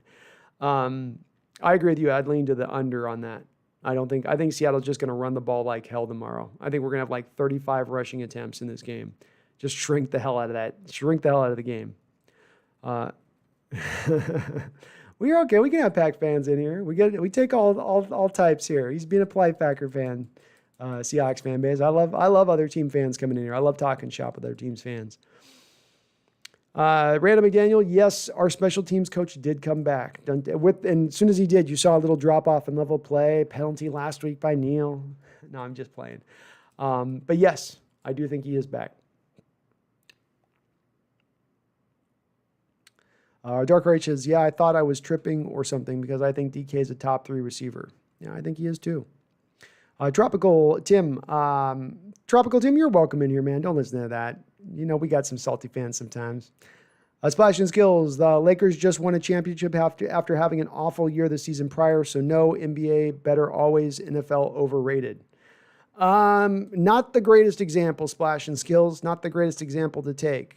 Again, my point was being at the start of the year, you could predict and say which team was going to be there at the end of the year for the championship. And everyone pretty much knew it was going to be the Lakers or the Warriors. The Warriors get injured, so then the Lakers win it.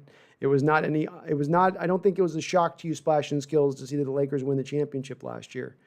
And again, they win it because LeBron chooses to go there. There's not a lot of LeBrons in the NFL. They just, wherever they're going to go to a championship game. So it's not exactly a great example to grab that as an outlier. Certainly, you can make the argument the NBA is better, but from a predictability standpoint, Splash and Skills, there's no argument to be made that the NBA is way less predictable than what the NFL is. Way less predictable. Or way more predictable. Excuse me, I got that turned around. It's way more predictable than what you get from the NFL. Doesn't make it a bad sport, just makes it predictable.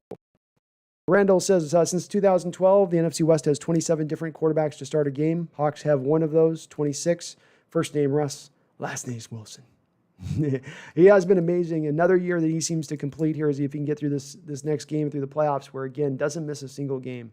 The toughness on this guy, to get through a year after year and never miss a football game. When you look throughout the league and at how many of these new quarterbacks coming up every single year end up getting dinged up with an injury. How many times has Sam Darnold been knocked out just in his young career? Absolutely a testament to not just his health and taking care of his body, but Russell Wilson's toughness. I think it's the thing we probably don't give him enough credit for that we should, is his toughness, his ability to go out there and be a gamer no matter what. Okay, Tropical Tim better not have gotten blocked. I don't want my mods blocking people because we have fans on other sites in here. Nobody blocking that. Tropical, I still see you. I still see what you're saying, but we have other fans. Let's not get salty, Seahawks fans. We got our division title. Let's let everyone in. Let's be happy and merry.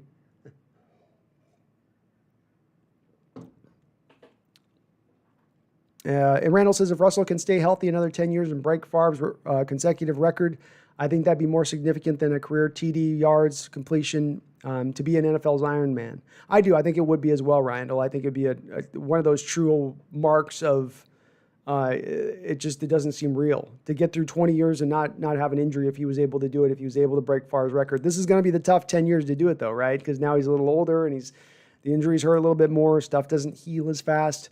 This will be the toughest stretch of the road to get through if he does. But, hey, he's gotten through the 10 years, no injury, no doubt about it. Been amazing. Darker H, you are right. Everyone was saying last year that the Rams were going to be 6-10, and they did turn around from that. It's been a surprising team for me to see with them this year, for them to be able to maintain where they've been able to maintain. I'm not going to sell out on McVay. They could certainly do some things to get right back into it next year.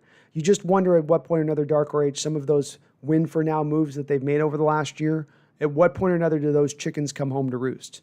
At what point does the bill become due?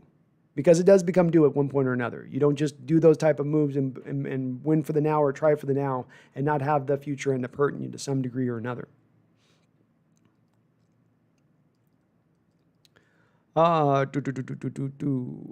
says Stafford leaves Detroit and has a second part of his career reminiscent of Carson Palmer. I could see that. Randall. I don't have a good read on where Stafford's going either. I do think Ryan's going to the Niners, but where it comes with Stafford, I like the Colts. I really do like the Colts as a place for him, potentially. Quantum says, could you see trading David Moore or Philip Dorsett? Both of those guys, Quantum, are going to be free agents at the end of the year, so you don't have any club control over them. It's either sign them or nothing. Seahawks fan base, if this was the last year of Russ' contract, would they drop it to like $15 to $20 million? Russ has not shown a willingness at this point, Seahawks fan base, to take one less dollar than exactly what he could get at a difficult negotiations and bargaining sessions. He's wanted the most amount of money that he could get. He wants to do 4-year contracts so that he can re-up again in 4 years. There's been no indication whatsoever to believe that Russell is going to be willing to take any discount whatsoever. Dark Ray, Trent, last year everyone said the exact same thing. We are $8 million cap hell and have no first-round picks, but we're doing much better than expected as long as we have Aunt Ramsey and Donald. That's the precipice of it, Dark RH, because this year you've been able to have both Ramsey and Donald play out throughout 16 games throughout the year. You've not been hit with any kind of injuries really in that respect.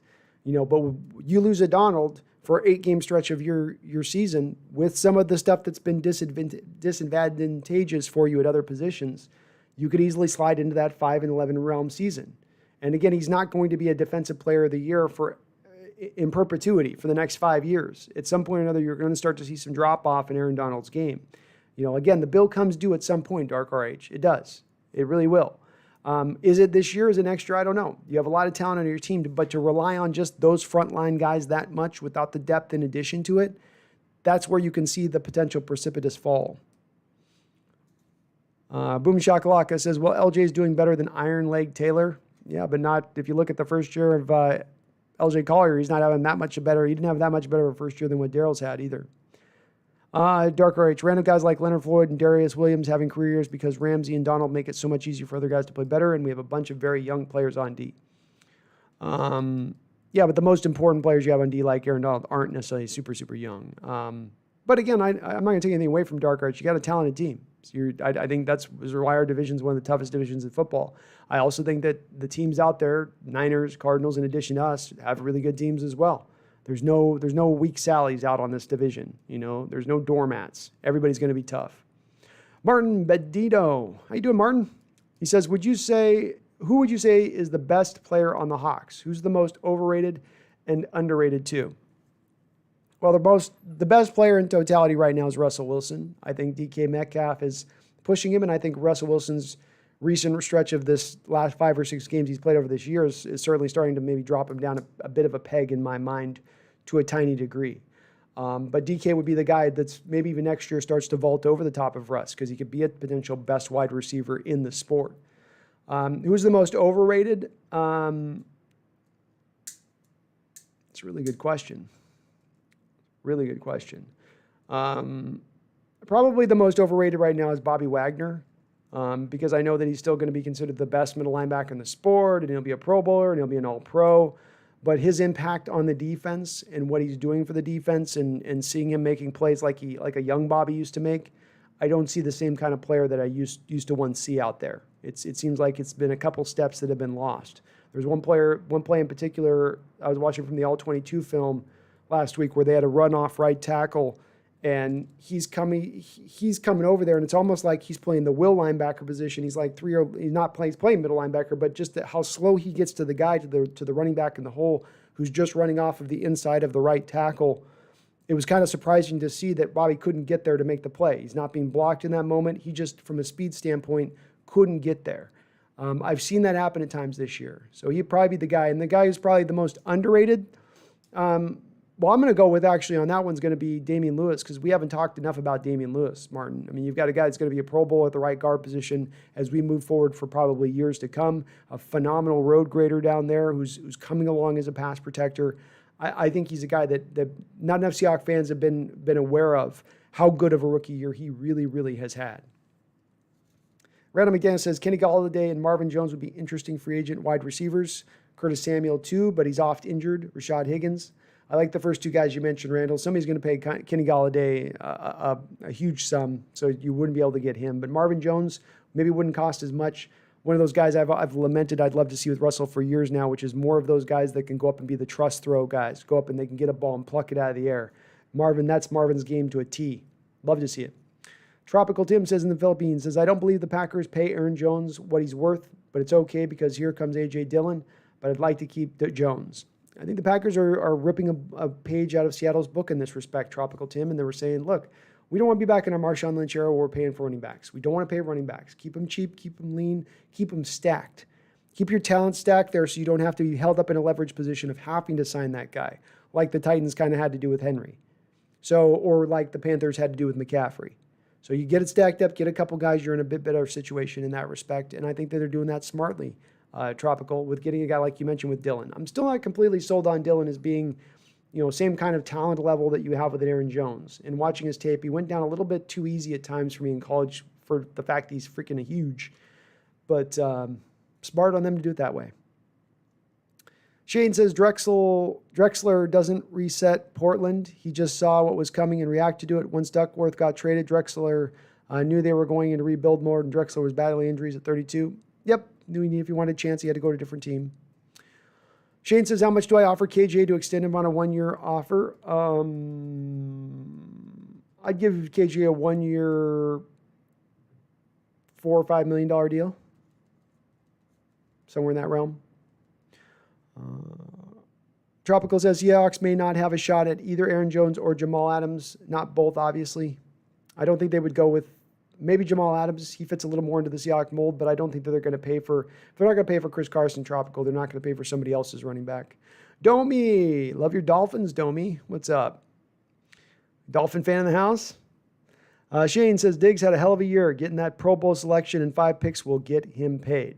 Yeah, he's a little bit of like what I think about it with Lockett, where it's a guy that you could trade out at his highest value, where somebody sees a great rangy free safety there that they can bring in, who can play a couple other positions in a pinch if he had to in Quandary Diggs. Maybe you can go out and get a 4th-round pick for him at that point. Clear out the $5 million off his books, slide Marquise Blair into the free safety role once he comes back off his ACL, and call it a day. But he has certainly earned himself some money here as he goes into the final year of his deal, I think, Shane, for that reason. Great point.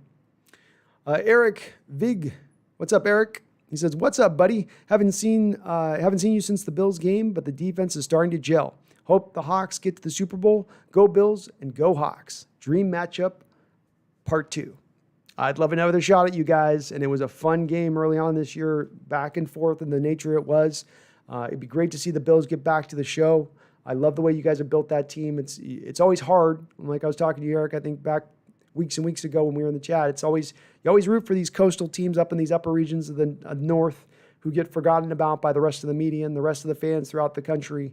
It's nice when these teams get good and get a chance. So it'd be a hell of a matchup, Eric. It'd be a hell of a matchup, and I could see you guys really causing some of these teams. You're a bad matchup problem for the Ravens, for the Chiefs. Really tough matchups, I think. Dominic Bullock. What's up, Dominic? How you doing? Brandon says DK Metcalf is not overrated. He only gets better from here, and he's a tank now. His route tree will improve year by year. He's playing more slot this year, where he didn't play that, I think, ever. It's true. Great points all the way around, Brandon. I agree with you 100%. I don't get anybody that's going to tell me that this guy's overrated or that he's all hype or whatever. Look at his stats through what's going to be 32 games after tomorrow, and you look at all of the great wide receivers in NFL history through their first 2 games, knowing this guy isn't an old rookie who came into this league. He's not 20. He's not like LJ Collier, came in this league at 24. No, he came in this league 22 years old, 21 years old. Very, very young player. Yet through his first 2 years, I believe only Randy Moss will have had better production through the first 2 years of his career than DK Metcalf. That is select company to be in. That's not overrated company. That's not falsely inflated company. That's real company you're in. That's over Jerry Rice. That's over Terrell Owens. That's over all these step monsters that have existed in this league over the last 20 years. He is the real deal.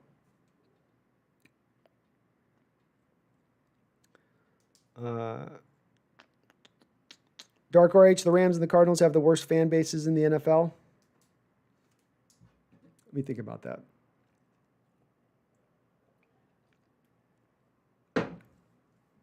I always have a little bit. You got to have I think it's no coincidence when you mention those 2 teams that there are also 2 teams that have moved around a little bit as well. And you know, when you move a team around, you're going to go from here, you're going to go there, you're going to go here, you're going to go there. I mean, it's testament to the Raiders that they've kept their fan base like they have 3-4 moves that they've made. But I think that makes it harder, especially with LA, because LA is so transient. Everybody comes to live in LA. A few people are just like you're born there and stay there type situation. Jose, you're my only mod. You're my only cowboy on the street right now with the 6-shooter. You got 5 bullets in the 6-shooter. Gino, I hope they open up the playbook in the playoffs and let Russell throw a lot more. We need to be putting up at least 28 a game. Agreed. Enrique, Tyler Lockett and Jaron Reed for J.J. Watt, or is it too much? I think you're not going to – he's going to cost way less than that. I could see a Tyler Lockett for J.J. Watt type move, Enrique. I could see that. Or even a Jaron Reed for J.J. Watt move. I could see that as well. But no, I don't think you would see both. I don't think it'd cost you both of them. Shane says, if you're DK, you have to be peanut butter and jealous of the amount of targets some of the other receivers are going to get, like Devontae Adams, Stephon Diggs, Keenan Allen. Yeah, I think, Shane, it would be a good thing for the Seahawks coaches to be looking at. They said they were going to do this offseason with getting him more targets, and he's gotten a few more targets this season. But I think that the Seahawks really need to go in this offseason looking at this game film and say, look, when we get in situations here where we've got him one-on-one, he does better against one-on-one coverage than any other receiver in the NFL, according to advanced stats, or one of the best. So let's attack that. Let's really lean on that. If he's going to get one-on-one throughout the course of the game, he needs to have 10-plus touches, 10-plus targets a game every time that happens. Without a doubt, without fail. And there's been too many times that has failed throughout this year where they just haven't targeted him, like that first Cardinal game where they ignored him through 3.5 quarters inexplicably against Patrick Peterson. You know, Russ used to target Doug Baldwin all the time when Patrick Peterson was covering him. Why are you going to get scared now when you got a guy like DK who's, you know, even more of a monster than Doug was? I hope they look at that this offseason.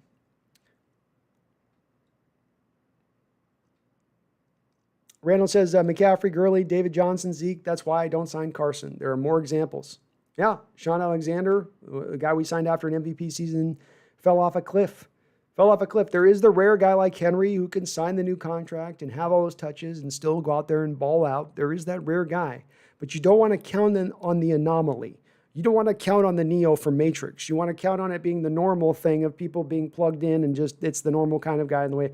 That being that the running back, when you sign him to the massive contract extension or the massive new contract, never becomes less injury prone than what they were prior.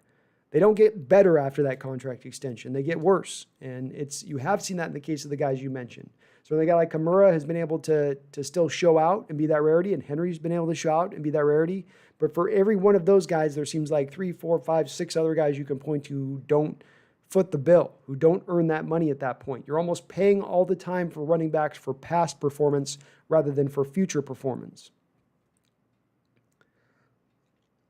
Dark RH, I actually have the Bills going to the Super Bowl. Chiefs have a lot of weaknesses. We're in agreement on that one, Dark RH. I like the Bills. Tropical Tim Newton will end up as a backup somewhere, I think. I agree. Pixelated Pika. We can beat any team at our best. Agreed, Pixelated. The talent you have and the potential you have on both sides of the football, if it can gel and come together and not be just a little sloppy on one side or the other, which it's been throughout the year. One side of the ball has always kind of been in a failing state. And the third wheel of this is that the special teams has been consistent and great and magnificent throughout the whole year. that continues to be something you can hang your hat on. Now, if those other two things can come together, who's going to stop you at that point? Everything's clicking, everything's rolling, all the pistons are firing off. But that will be the key. Have a good one, Jose. I'll see you tomorrow, my man. Go Hawks. Lorraine Jensen. How you doing, Lorraine? Saints have several guys out. They do, Lorraine, including they're losing their whole running back room. With Kimura getting the COVID test and then the contract tracing the way it works, none of those guys can play in this next game. So they're going to have to grab a guy off the street, and Saints use their running backs as much as any team in the league. That's a big loss for them. Tropical says, any given Sunday, I always say. Hell, look at the Jets lately. Beat Rams and Browns. It's true. The any given Sunday cliche is true for a reason. It absolutely is. Any team can beat any team in this league, in this sport. I can't say the same thing about all the other sports out there, all the other leagues out there. Insidious says, honestly, the biggest threats are the Packers. I agree, Insidious. I agree. I think they're our biggest threat right now, and they've been our nemesis the last few years. It just seems inevitable we're going to end up on that collision course. Splash and Skills, the Hawks Nest. If it's more than 3 teams since last year, Bucks, Heat, Knicks, Warriors, now the Hawks of Atlanta have risen. That's 8 teams with a legit shot at the title. I mean, I will probably just agree to disagree, Splash and Skills. I didn't think this was actually this is not really looked at as a fairly controversial take, that the NBA tends to have just the set teams who are going to get there and do it, and that's going to be it. Yeah, there are some teams that can turn it around, but historically speaking, when you look over the last few years, whatever team LeBron James goes to is going to be a team, he'll assemble his team through that and get his guys there and assemble his team. They'll go to the championship. For years, they had the Warriors. Every year, Warriors are going to go. There were no surprises inside that time. Last year wasn't a surprise with the Lakers going. We'll see if those teams you mentioned turn out to be one of the surprise teams this year, but it hasn't been that way in recent history. That's not how recent history's played off. Recent history in the NFL, who's the last shocker NBA title in NBA history recently? The first Warriors win? What was that going on now? 9, 10 years ago? Something like that? And before that, what was the last shocker NBA win? Because before that, you had the Lakers, you knew were going to be good, and the Pistons on one side were going to be good, and then you always know. Pixelated said Jets are looking good all of a sudden. They beat the Rams and the Browns. It's shocking to see, Pixelated. I don't know why and how it's happened. I don't know how it's happened, but it is. They are looking a little bit better. Case is still out, of course. But the Jets have something to work with as they move forward. I know they're not going to get necessarily Lawrence, but if they give the guy the Fields. Last year, they went on and got Micah Becton, their franchise left tackle. Fance, a solid right tackle for you there. You're building an offensive line, which I said earlier. Before I get my franchise quarterback, I need to at the very least get my blindside protector in place. Don't do it backwards, because that's how you get your quarterback beat up. They've done that for the next guy that's going to come in there, and they're going to be able to flip out Darnold for at least a second-round pick probably. So they're going to get more draft capital on top of our first-round pick and third-round pick. They've got some work they can do. They've also got some room. The Jets are they're going to roll over $29 million of cap space into next year's cap, and they've got a lot of cap space already. They could swing things around. That AFC East could suddenly, quickly, by next year, become the toughest division in football.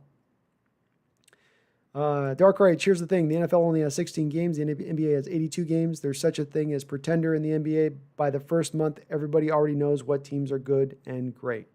Yeah. Whereas I think in the first month, the NFL Dark Rage, that doesn't tell you anything. You can still see a wide swath and swing from the first month to the site, and then another, after 4 more games, another wide swing. And then after another 4 games, another wide swing. Everything kind of gets decided, it feels like, a little bit in the NBA and in the Major League Baseball for that matter. Major League Baseball, the Dodgers will be good, the Padres will be good, Astros will be in it, Yankees will be in it. Those will be your top. I guarantee you those teams are going to be in the playoffs at the end of the year. Retta McDaniel, Shell's on the COVID list. No. I wish Seattle had a basketball team too, boom shakalaka. I do miss it. Tropical Tim says, wish the Philippines had an NFL team. Well, they're trying to get an NBA team in China at some point, Tropical. When they can figure out how to get a plane ride to last only an hour over that ocean, they're going to do it, no doubt about it. Brian Roberts, is it true there's going to be 17 games this next year? It seems like the owners want this above all else. They've been fighting for it for years. It's been just that ball that they're not going to let go of that they want. I don't see why they don't at this point. I would think you're probably going to see them go to 17 games. I don't know if by next year, it's sooner or later it's going to happen. Mal R6, what do you think we're going to do in the offseason for running backs? Not sure what our contracts are like. And I also heard somebody say we should go for Aaron Jones. Thoughts? I think in the offseason, I've maintained you should concentrate on the left side of your offensive line, the left tackle, left guard role, and you should get another primetime pass rusher in here in addition to what you've had with Dunlap. I don't pay running backs, no way, no how. I don't also pay running backs who don't fit my mold. Aaron Jones is a great running back, but he's not a Marshawn Lynch-like running back, which is the fascination of Coach Carroll in this front office now going back 10 years. That's the running back that they want. He's not that. Just not enough bricks in that britches for them to be okay with that. And I could see him going to the Jets. Jets got a lot of money to spend. Somebody else is going to spend the money on Jones that we don't have to spend. We just don't have Mal 6 a lot of room to make. I think you sign Adams. You only have a little bit of money at that point. You probably make a deal or two to create a little more cap space. But at the end of the day, you're going to be looking at a defensive lineman. I think a guy like a Clowney, a Unique Ngakoue, Ndamukong Suh, Justin Houston. I think these guys could be targets. I do. Tropical Tim says, I really like the Wilson-Metcalf combo. I think it's a perfect combination. Russell throws the great deep ball, one of the best deep ball in the league. And DK's got that kind of deep speed to get down to it. I think they're just starting to scratch the surface on these two on what they can really get done as they just get better and better and better and better. I love what they could be as a magical combination. One of the best all time, potentially, if it really winds out. Splash and Skill says that the Bills lose another Super Bowl, delete the franchise, move the slot to nearby Toronto, and begin a new team for the region. Well, it would be brutal. It would be brutal for Buffalo to go back and lose again. I mean, that would be tough. But it'd be just great to see them being back in the playoffs and making hay again. I think it's one of those things where the NFL is always a little bit better when Buffalo is a good team playing well.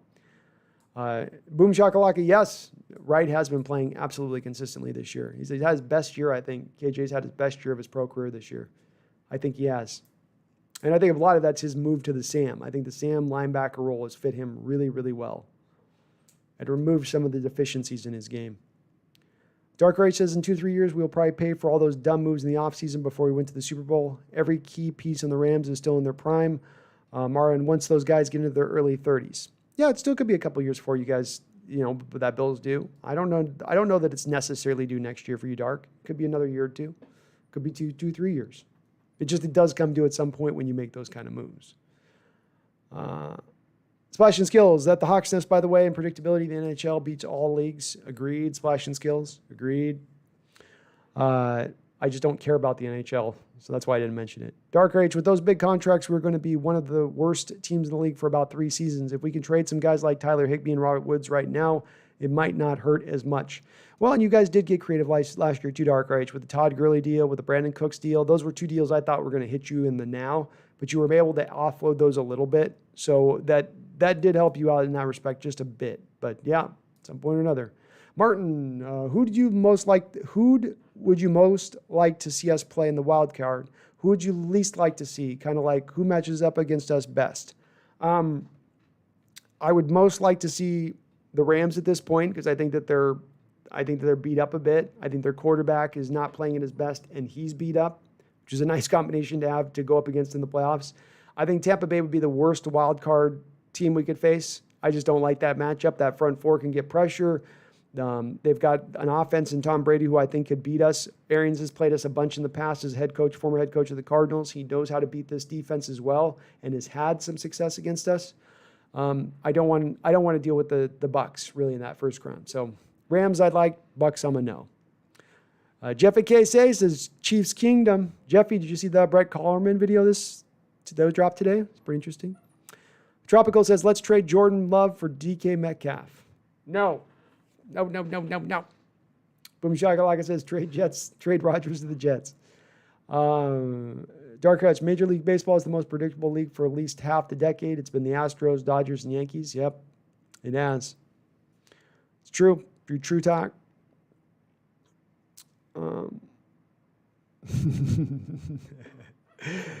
Tropical says, okay, DK Metcalf for Jordan Love and Jamal Williams. And Najee Eastwick says, keep dreaming, buddy. Yeah, I say keep dreaming too.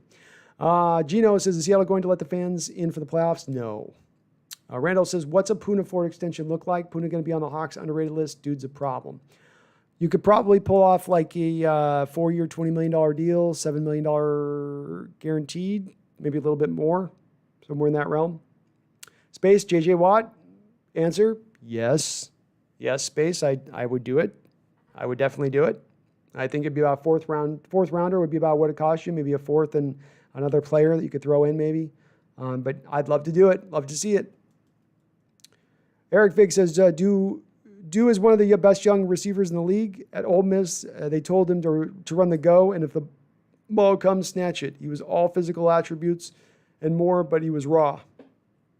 Oh, DK is who you're talking about, Eric. Yeah, I think the other thing that held him back there at Ole Miss was he had horrible quarterback play. Not great coaching. They didn't ask him to do a lot of different routes in the route tree, and then the quarterback play he couldn't get the ball down the field, not with any kind of accuracy. Randall, if you're a 2021 free agent and the market is down, do you take a 1 year and hope teams can spend more in 2022? Teams will have to cut good players just to get under. Won't see the big spending. I probably would take what I could get, Randall. I think the future is hard to predict. Holding out and taking a risk for next year, there's no guarantee next year you're going to see some huge jump in the cap. Everyone's anticipating, oh, well, then the year after, it'll definitely then go up to $210 million or $215 million for sure then. Well, do we know that for sure? I mean, this situation has kind of lingered and lasted way longer than we thought. And you know they're losing all the ticket gate revenue this year as fans being in the stadium in that respect. You could still see a depression of the cap going forward past even 1 year potentially. If that's going to be the case, if I'm a veteran, I'm going to take the 1 year deal. I'm take the money in the hand, the bird in the hand this offseason. Dark Rage says Seahawks fans aren't toxic, but they aren't realistic sometimes. Like they can't see a problem in their team. I will agree. There are some of those that want to wave the pom-poms and don't want to point those out. But I do think there's been some better ones, Dark Rage. A lot of people in the chat, especially when I go in and I talk, like Boom Shakalaka says, when I talk bad about Russ, Dark Rage, I would expect I'd go into these streams having more people really bristle and hiss at me. Where in actuality, I was getting a lot more people that were willing to see that and agree with it. There are some that will see Russell throw for 125 yards and say he had a good game. But most, I think, we're being pretty relatively, maybe I just have great 12s in here. Maybe I just have a good breed of fan coming through here. Brandon says, I don't get the Jamal slander. He's making plays and changing the defense. It runs through him. Cam didn't get interceptions like that, and no one gave him any crap. Yeah, the expectation level for Jamal has been, I think, out of whack, Brandon. I think it's a solid point. What people want to do is they want to categorize. They want to get a player and be able to think of him a certain way, so they put him up in a category. And when players come along who are outside the box and don't fit into a category, he's a box safety, he's a linebacker, he's a blitzing this, he's that. But when you actually have to be a little bit more nuanced in the way that you describe him, it gets harder for players, and so they get frustrated and they're just like, he's not worth it. When you look at Jamal Adams, don't put him in as a box safety. Don't call him a linebacker. He's a strong safety with a myriad of skills. He's one of the best, if not the best, blitzing strong safety in NFL history. You're about to get this guy to be about 25 years of age. He's heading into his prime, just heading into the prime of his career.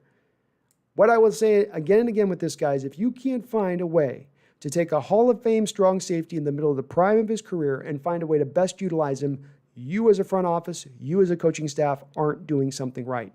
That's not on the player, that's on you. It's your job to get the most out of that. I think Seattle's tried to tap into that. I think to their credit this year, they've done that. That's why he set that record for the most sacks by any defensive back in league history, because they understood what he did well. And this last game against the Rams, he gave you the quintessential Jamal.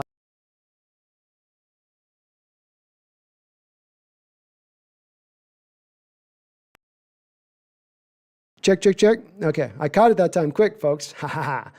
Jamal Adams gave you the quintessential game, this last game against the Rams, that he's given you out throughout this whole year. You guys sent the quintessential game. Absolutely fantastic in the running game. You saw it in the game where he chased down the ball carrier on the backside of the play to make the stop for that fourth down stop that happened a few plays later. Throughout the game, he was good in the run. He's the best blitzing defensive back in football. You saw that again in this game. He creates pressure. He creates sacks. But doesn't have the greatest hands, does he? He's had a few dropped interceptions. Had one where he's running right up the seam route with the tight end step for step. The ball's right in his hands. He drops it. Now, he's got a couple broken fingers, so it's understandable. It's understandable. But that's the quintessential Jamal Adams game. He's still pretty good in coverage. He'll be there to knock a ball away. He might not get an interception, but he gets you good blitzer, good in the running game. There's a lot of pluses to this guy. Don't get caught in the few little negatives.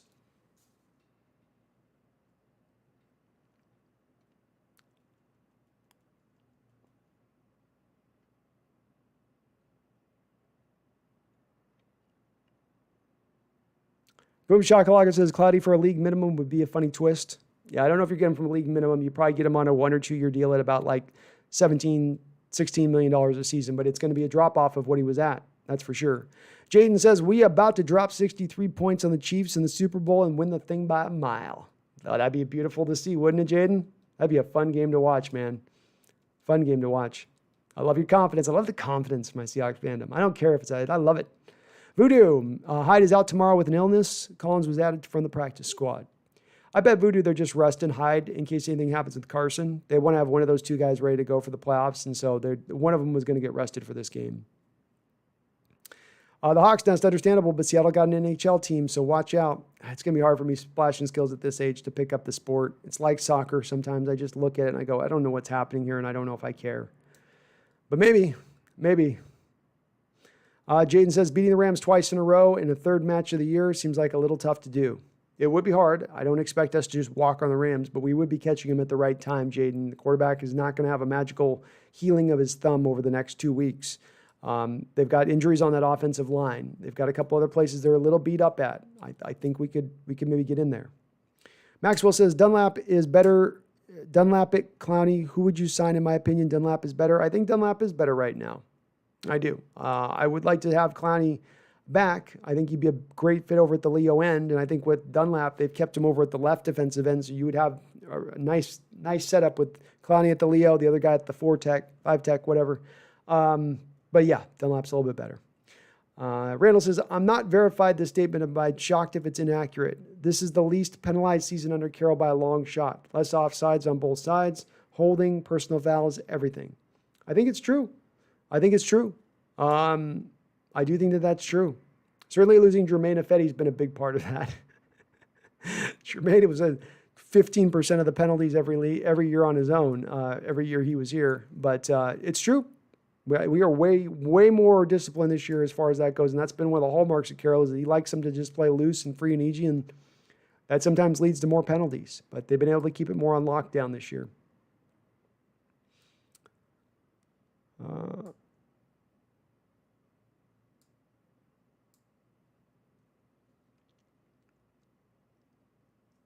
All right, so we're at 3 hours in. We got a show to do tomorrow. I got to save my voice a little bit for tomorrow. But let's get the last of our questions on in and wrap this show on up. D-Nugget says, next year's lineup, Dunlap, Adams, Watt, Clowney, Sherm, Earl, all $3 million with $3 million 1 year contracts for a sure Super Bowl ring. Just get them together, D-Nugget, and say, look, we're going to bring you all in. You all sign the same deal, but we're going to get that Super Bowl. Could be. I love it, though. Randall says NBA is as predictable as college football. That's pretty much a universally accepted fact. There's like 3 teams. I'm glad I'm not the only one on this, Randall. I feel like I'm taking crazy pills. Have a good one, Tropical Tim. He says, got to roll. Well, we're in for a 3-day tropical monsoon, but I have to attend a birthday party. Retired Navy and Packer fan. Good luck, Hawks fans. Hope you do well. Nice to meet you all. Happy New Year. Happy New Year to you, Tropical Tim. Thanks for jumping on in the chat, dude. I really do appreciate it. Hopefully you subscribed. I do love seeing new folks in here and new fans from other teams in here too. It's always good. Helps the interaction out. We get some different perspectives. Boom Shakalaka says, I think the Jamal hate is more national media storyline. Could be. There were some people that have come in the chat, Boom Shakalaka, that said that we overpaid and that it's not worth it and all that. So I've gotten a little bit of that in the chat. But I think most Seahawks fans understand it's he's a better player on this team, and it's a boon us having made that trade. It's for our benefit. Joey Mendez, this game needs to be a game where Seattle rolls. Momentum into the playoff matters. It would be sure nice to see them just come into this game, put their foot on the neck of the Niners. Niners want to go home. Niners want to go on vacation. They're done with this year. Put your foot on the neck, get them out the door, move on. I agree.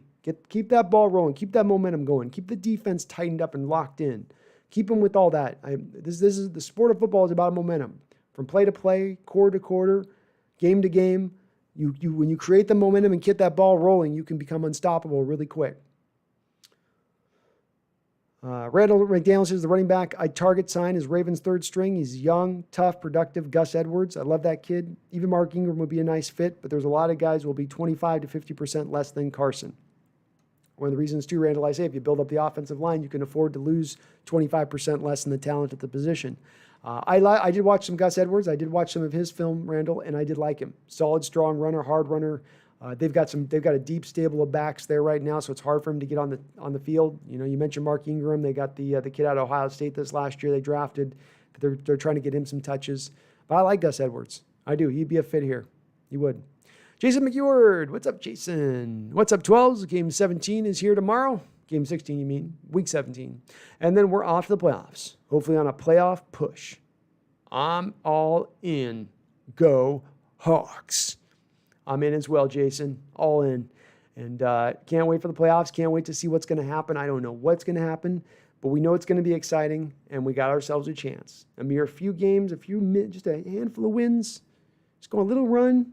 You got the Super Bowl win, Lombardi. Got to put Carson in bubble wraps. This is Boom Shakalaka. I agree. Play Penny. Just give Penny a bunch of touches. Splashing skills. The Hawks Nest. Dude, soccer, football is super easy to follow. Learning the NFL is way more difficult. It's hell, actually, though possible. It's not that soccer's hard to follow. It's just not fun to follow. Like some action happens and then the ref's like, oh, this guy's offsides. Okay. Let's stop the game and stop all of what's going on and get the throw in. And there's the flow of the sport just doesn't interest me. Brandon, I really want to see Penny start. It will happen in 2021 if Carson walks. I want to see our first-round pick play most of the game. He has that burst that Hawks fans haven't seen in about a decade. Solid point, Brandon, and I agree 100%. I think he's going to be the number one candidate to be number one back going into next year. I think he's way different than any other running back we've had here since maybe a guy like a Sean Alexander type. And I'd like to see how that plays on the football field, especially with an offensive line this year that's probably as good an offensive line as we've had going back for the last 5 to 10 years. So 100% agree. Ari Duque. Very important for the Hawks to get their best version tomorrow and get rolling for the playoffs. If they do, I believe we are the NFC favorites. What do you think? It's very hard for me, Ari, to not put the Packers as the favorites as complete a year as they put together. As good as Aaron Rodgers is playing, losing David Bakhtiari, the best left tackle in the sport right now, is going to be huge, and that hurts. But it's hard for me not to put them as a little bit more of the favorite at this point, even if we're rolling tomorrow. I still wouldn't want to play us in the playoffs. You know, I think that we're getting hot at the right time. But not quite to the favorite stage, but you're one of the top teams to be considered. You're one of the teams that has to be, you, the Packers, and the Saints, I think, are the three teams all in that realm that teams go, all three of these teams, it's no coincidence you're the division winners. You're the three teams that people go, they should have the best chance to get there. Randall says, Splash. I can see that, you're talking Splash, my bad. Oh, thanks for the positive things. Everybody's saying great show. I appreciate you guys on that. I always have so much fun with this. The Hawks family, will you do a video with me? Maybe at some point. I have a hard time getting these up live, so it's always hard when I'm coordinating with someone else. I have a hard enough time on my own getting up to the time to get live. Voodoo Magic, what part of Maui do you live at? I live up country by the Pukalani Superette. I am over in Kahana, Voodoo. So I'm over up right on the edge of Kahana and Napili. Napili and Kahana on Lower Hana Opilani Road. Brandon McDaniel says, maybe we sign Brandon Cooks at wide receiver. He's kind of like my sister. Everyone, I got to do that. I got to do the things. Maybe we sign Brandon Cooks at wide receiver, baby. He's like my sister. Everyone's had a ride. Maybe. But he's got those concussions. He's done all right for the Texans this year. He's not been a game breaker for them. Certainly not what they thought they were getting or what Bill O'Brien thought he was getting. Giovanni Bito, who was my favorite member of the LOB? I think in retrospect, at the time when you were going through it, it was going to be Sherman. But in retrospect, it's probably Cam Chancellor as I really think about it.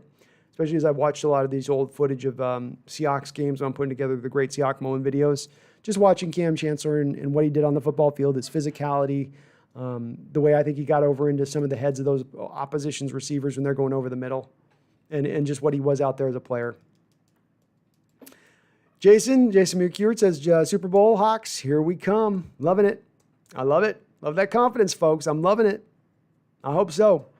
John Mitchell, defense is looking so much better. They are, John, and it's not just a flash in the pan, right? Not just a game or two. But it's been 5-6 games since the second half of that Ram game. They've been stacking up good to great to awesome performance after good to great to awesome performance. And that's what it takes to eventually come together as a good defense. It's not a light switch.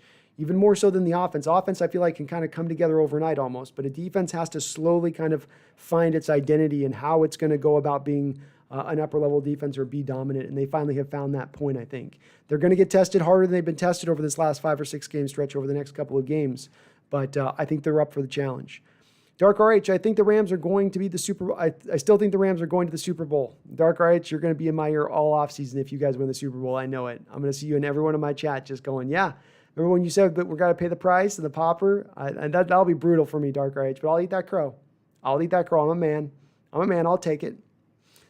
Simple 1970. The team that picked before Seattle picked DK was KC.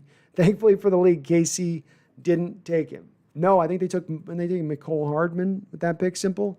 Yeah, luckily for us, they didn't. The KC would be unstoppable right now at DK Metcalf. Unstoppable right now. That would be so scary. So scary. Sometimes you got to have things break in your favor a little bit, and this really did with that DK deal. Northwest Finest, go Hawks. Let's beat the 49ers, the 89ers. Let's beat them, man. Let's take this team out. Let's shove them down. This is a lesser team. This is an ailing team, a walking wounded team. So put the stake right through the heart, toss them out into the sunlight, and let them burn out. Chris Wiseman, do you think we should try to go after J.J. Watt? I absolutely think we should try to go after J.J. Watt. It's the type of move you want to go out there and make where maybe you can potentially get him to rework his deal a little bit like you did with Carlos Dunlap at the trade deadline when you made that kind of trade. He's not going to cost a lot of draft capital. They're not going to get a first or second round pick, I wouldn't think, for J.J. Watt at this point in time in his career. And they're going to probably do him the solid by letting him go play for a winner at this point. And when you look at the winners and the potential teams, the teams that are going to be up there, where's JJ going to look? New Orleans, not a front-running team. Packers, do you want to play out in the cold? You are from Wisconsin, maybe. And Packers are a potential. You could look at the Packers being a local kid from there. But Seattle would be on that list too. I think Seattle would be on that list too, Chris. And I'd love to see them go out there and make that kind of move for him. Dark RH says, my favorite player of all time is Aaron Donald. Favorite R is Jalen Ramsey because I'm biased towards cornerbacks because that's my favorite position, the position I'm best at. I can understand with Aaron Donald. He's such a great player, Dark RH. It's such a fun player to watch over his time. And I don't know if there's been as much a player over the last 5 years that you watch the All-22 and what he'll do to an offensive lineman where your mouth just drops and how silly he can make them look at times. Voodoo Magic, nice. Lots of brothers out here. Shoots. Hey, nice to you too, Voodoo Magic. Yeah, there is. A lot of good energy out here, man. A lot of Hawks. Hawks brothers. Brian Schmidt, why do we always lose at Lambeau? You've got the Lambeau mystique there, Byron, that's real. You're in the playoffs. There's some of that there to it. It's a tough environment to play in that. The cold, bitter cold, windy.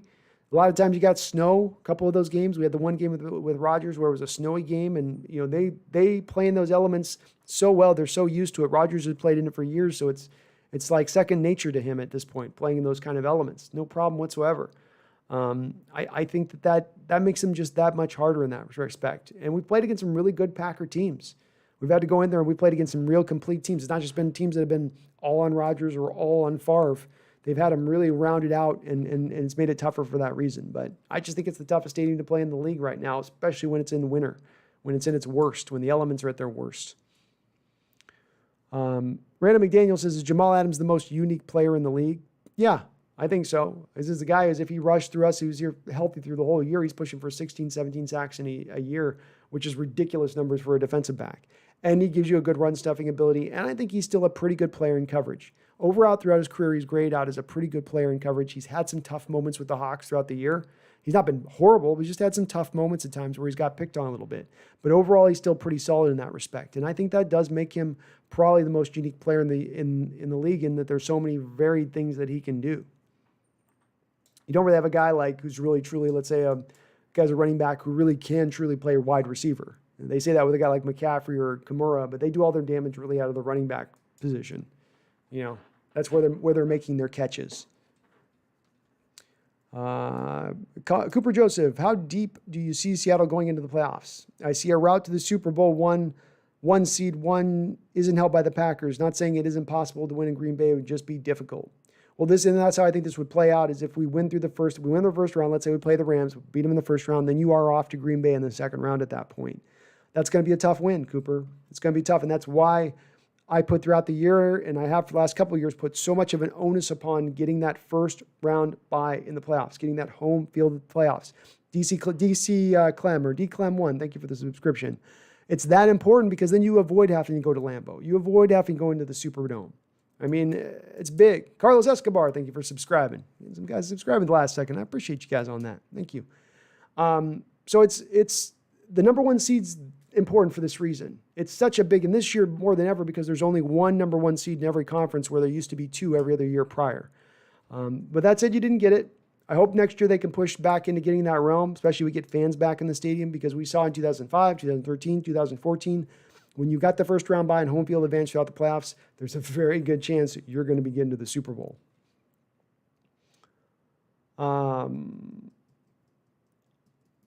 Okay, let's make a bet. Like not money, obviously, but like something cool. Maybe Dark RH. I'll think about it. I don't get myself caught in something silly. Voodoo Magic, there's quite a bit of Niner fans in Hawaii, but Hawk fans are gradually growing. Yeah, it is more of a 49er contingent here, Voodoo, but there is. I get a lot of, I wear my, I wear my Hawks Nest, not my Hawks Nest, but I wear my little, my little mask here when I go out and about. I get a lot of people saying, go Hawks to me out here in Hawaii. So it's pretty cool. We got a nice little contingent here. Martin, Hawks have a better shot this year than last year. Just need to have Russ stop throwing picks. He's like the fourth most picks in the league this year, sort of that, and we're gold. We do that, and we're golden. Well, I think you're going to have to risk a little bit of the picks with him, Martin, because you're going to have him throw a little bit more than you've had in recent playoff history. Go back to that Cowboy game a couple years ago where you didn't let him cook it all through three quarters, and then you finally let him cook, and he goes off, but it's too late. Too little, too late. I do think he's going to have to protect the ball in the playoffs, but they're going to have to be more dynamic than throwing for 200 yards. They're going to have to be more dynamic than the 125-yard output he put out a couple weeks ago. We're going to need a guy throwing for 250, 300 yards in these games if we're going to win, if not more. Brendan says, how do you think being the 1 or 3 seed affects Super Bowl chances? You would go from it being a 40% chance of getting to the Super Bowl and the third seed to number 1 seed. I think you got like a 65, 70% chance of getting to the Super Bowl. I know that's not how historically the numbers would work, but I think that would be how the numbers would work for us. Randall says, Adams has exceeded my expectations. I didn't expect to sack a game. I thought maybe 2 picks. He plays balls out, just flies around. Maybe a forced fumble or something would be nice. Yeah, and those are going to come with a guy that plays like that, Randall. They didn't this year. It just didn't happen to happen this year. Some of that, Randall, is the teams just really went away from the running game so often with us to attack us in the passing games. That's less opportunities to cause those fumbles because he's not coming downhill hitting those ball carriers in the hole like he will. If you were to look at his film and his highlights of Jamal Adams through his career and those moments he's caused fumbles, I'm guessing it's in the running game coming downhill where he hits a running back who doesn't see him coming as he's that extra defender in the box. That stuff will come, though. But he's fit along into my expectations. He's exceeded maybe in that I didn't, like you said, didn't expect to sack a game. But he's fit right into what I thought we were going to get as a football player. Cooper says, I always tune into the stream, but how come you always skip over my questions? Cooper, I'm sorry I skip over your questions, man. I really do not mean to do that. So you had asked, how deep do I see the Seattle going into the playoffs? I see a route to the Super Bowl with 1 seed isn't held by the Packers. So I can see us getting to the Super Bowl. This is a little bit of me being a homer, though. This is me being not unbiased. I'm going to own it. I'm completely biased in saying that. But I think, Cooper, this year, because we are healthier than we've been in the last few years getting into the same position, this is the year we make that happen. This is the year that we finally take a step forward to getting through because I think we're going to be healthy enough to beat this team. And I think Russ is going to finally put this together. He's a clutch guy. He's only got so many games here to do it. He's got this opportunity now to take this bull by the horns. You're not playing the toughest league in the schedule like last year. You don't have the most injuries in the league like last year. It's the diametrically opposite this season. You get a home playoff game. You only have to go on the road twice before you get the neutral site at the Super Bowl, which makes it that much easier. So I like our chances, Cooper. I do. The playing in Lambeau in the second round is the thing that gives me a little hesitancy. That's a little thing that makes me a little bit like, oh, I don't like that. Don't like that. But who knows? We make it through this week as well. Maybe the Packers lose, and maybe the Saints lose, and maybe we go get that first seed. So maybe I shouldn't count on that happening quite yet until it actually does happen. But we've got a chance, man. We're one of those 3 teams that are the front-runner teams in the NFC. Is there a big difference between us and the Packers? Are the Packers a little ahead of us as far as the favorites? Yeah. But we're right there.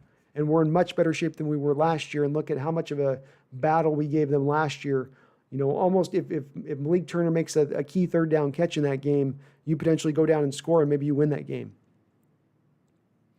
But thank you, Cooper, for always checking out the stream. I appreciate you. Giovanni says, watching Shaq play sometimes makes me want to jump off a cliff. I hope we let him walk and bring Sherm back on a cheap deal. Yeah, he drives me crazy too. The instincts aren't there. He plays scared. He plays not to get beat over the top. When he comes up tackling, he just tries to throw a shoulder out there. He doesn't wrap up. Again, just doesn't play with the kind of physicality you need to play in this scheme. Okay, like once a game, he'll make a play and jump a route and make it look really good, make it look picture perfect fundamentals. But then in between that, you get a lot of catches, you get a lot of soft tackling. I don't want to come anywhere near paying this guy a contract extension at this point. Brendan says, how do you think being the 1 or 3 seed affects our Super Bowl chances? Oh, yeah, I think I answered that one. Sorry. Panicario Ramirez. How you doing? Seattle will win tomorrow. 31-7. Ooh, it'd feel good to crush them, wouldn't it, Ramirez? It'd feel good to crush them. It's always a good day when you crush the Niners. I like it. D Nugget, if we keep winning on the COVID front, Russ gets out of his slump and we get favorable opponents, I think Seattle can make it to the big game. I do as well. I think even if you face the tough opponents, even if you get Packers and Lambeau, I wouldn't put us as the favorite in that game, but I feel way better about that game this year than I do last year, if just simply because of the health and the talent that you've assembled that's way improved. Last year, you were going to be trotting out Lano Hill as your starting strong safety out in that playoff game, with Quandary Diggs out with his high ankle sprain trying to make it work out there.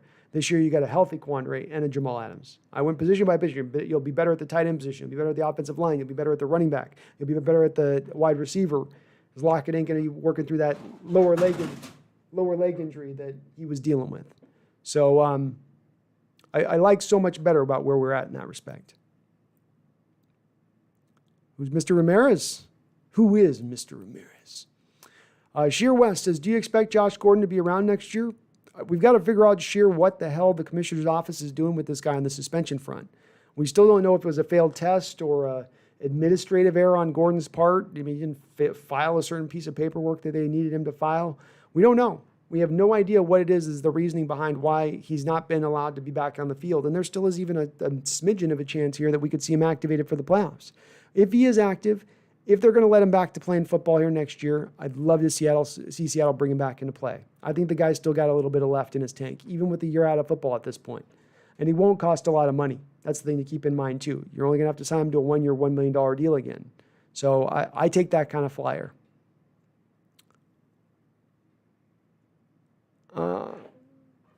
My pleasure answering. Sorry I missed your other deal on this, Cooper. I'm doing the slow mode on chat for this chat. I'm testing it out today, Cooper, with the hopes that I get less people that I miss on the chat. The thing is, as I get deep and long into this chat that's been happening with me, is we just get so many trolls coming in, and they'll bury people's comments, and my mods are on it trying to do what they can, but we just had a huge influx of trolls. Not today. It's been great today, but recently it's been kind of tough. Shane Hafner, does Jason Myers get an all-pro nod over Koo if he kicks clean tomorrow? I'd like to see it, Shane. He's earned it. If you go perfect as a kicker and you've had a lot of kicks throughout the year, I think you should be an all-pro. It's very hard to do that in this league, especially hitting plus 50 yarders all over the place like he has. Dark Reich, if the Rams beat the Seahawks, I would honestly just troll your fan base in the post-game stream. I get it. We have it coming when that happens. Randall says, my son is 4. If he gets into hockey with us having a team, then maybe I will too. They say you got to go to an NHL game to get the experience. I did get a Kraken's hat for Christmas, so there's that. I'm open to it, Randall. I'm not anti-NHL. I've tried a few times to stay down and get into it, and I just never quite have been able to do it. And I don't know why. It's just other than I come back, just the same thing, the reason why I can't get into soccer. It's just back and forth and back and forth and back and forth and not a lot happening. That's how it feels. Mr. Ramirez, what do you mean by Robertson needs to play? Robinson? Oh, Alton Robinson needs to play. I'd love to see him get a lot of snaps tomorrow too. Yeah, absolutely. Yeah, absolutely. Okay, I think I've hit the bottom of my stream. I've gotten through all the questions. I made it. I want to thank everybody again on the stream. We just did a surprise one today, but we still had a great turnout. So shocked by how many people we get in here when I don't have any announcement. You guys just come flying in. It's beautiful. Thank you for Randall, the donations, D Nugget. We had a few different people in here. Y2KH, thank you for those donos. I really appreciate you. A bunch of new subscribers as always. This is always good for me for new subs. Hopefully we get this win tomorrow, folks. It's a big win. We got that chance to the 1 seed, the first round bye. There's nothing but positivity in my heart as we're going into this playoffs. I don't know what's going to happen. This season has been as up and down as any season that I can remember in recent history, and it's so hard to get an exact gauge. You have all the potential. This team has all the potential. It's got all the type of talent to get to the mountaintop. Will they get there? Will it all come together at just the right time? I don't know. It's going to be fun to watch. I hope they do. I like our chances. We got that puncher's chance, as they say. But it's been a fun year. And you guys have made this a great year, by the way. I want to thank you, all you guys out there. The growth we've had this season has been just as awesome as the first season. Just keep doubling up and growing and growing. I did some numbers, and it's just been amazing to see the difference even off 1 year to year 2 as far as the leap that we've drawn in subscriptions and viewership and the time you guys have watched. Thank you for your support. Thank you for watching these streams, even if you're not able to catch them live. I really do appreciate it. If you know a Seahawks fan, please do tell them about it. That's how we're going to help grow this channel and continue to grow as we're on the road to 5,000 subscribers. I appreciate you guys. I love you guys. Hopefully we're on after this win tomorrow on the road, on the run to this Super Bowl win. Get that Lombardi, get that number 2 trophy. I do hope so. I appreciate you guys. Love you guys. Thank you so much. Don't you ever forget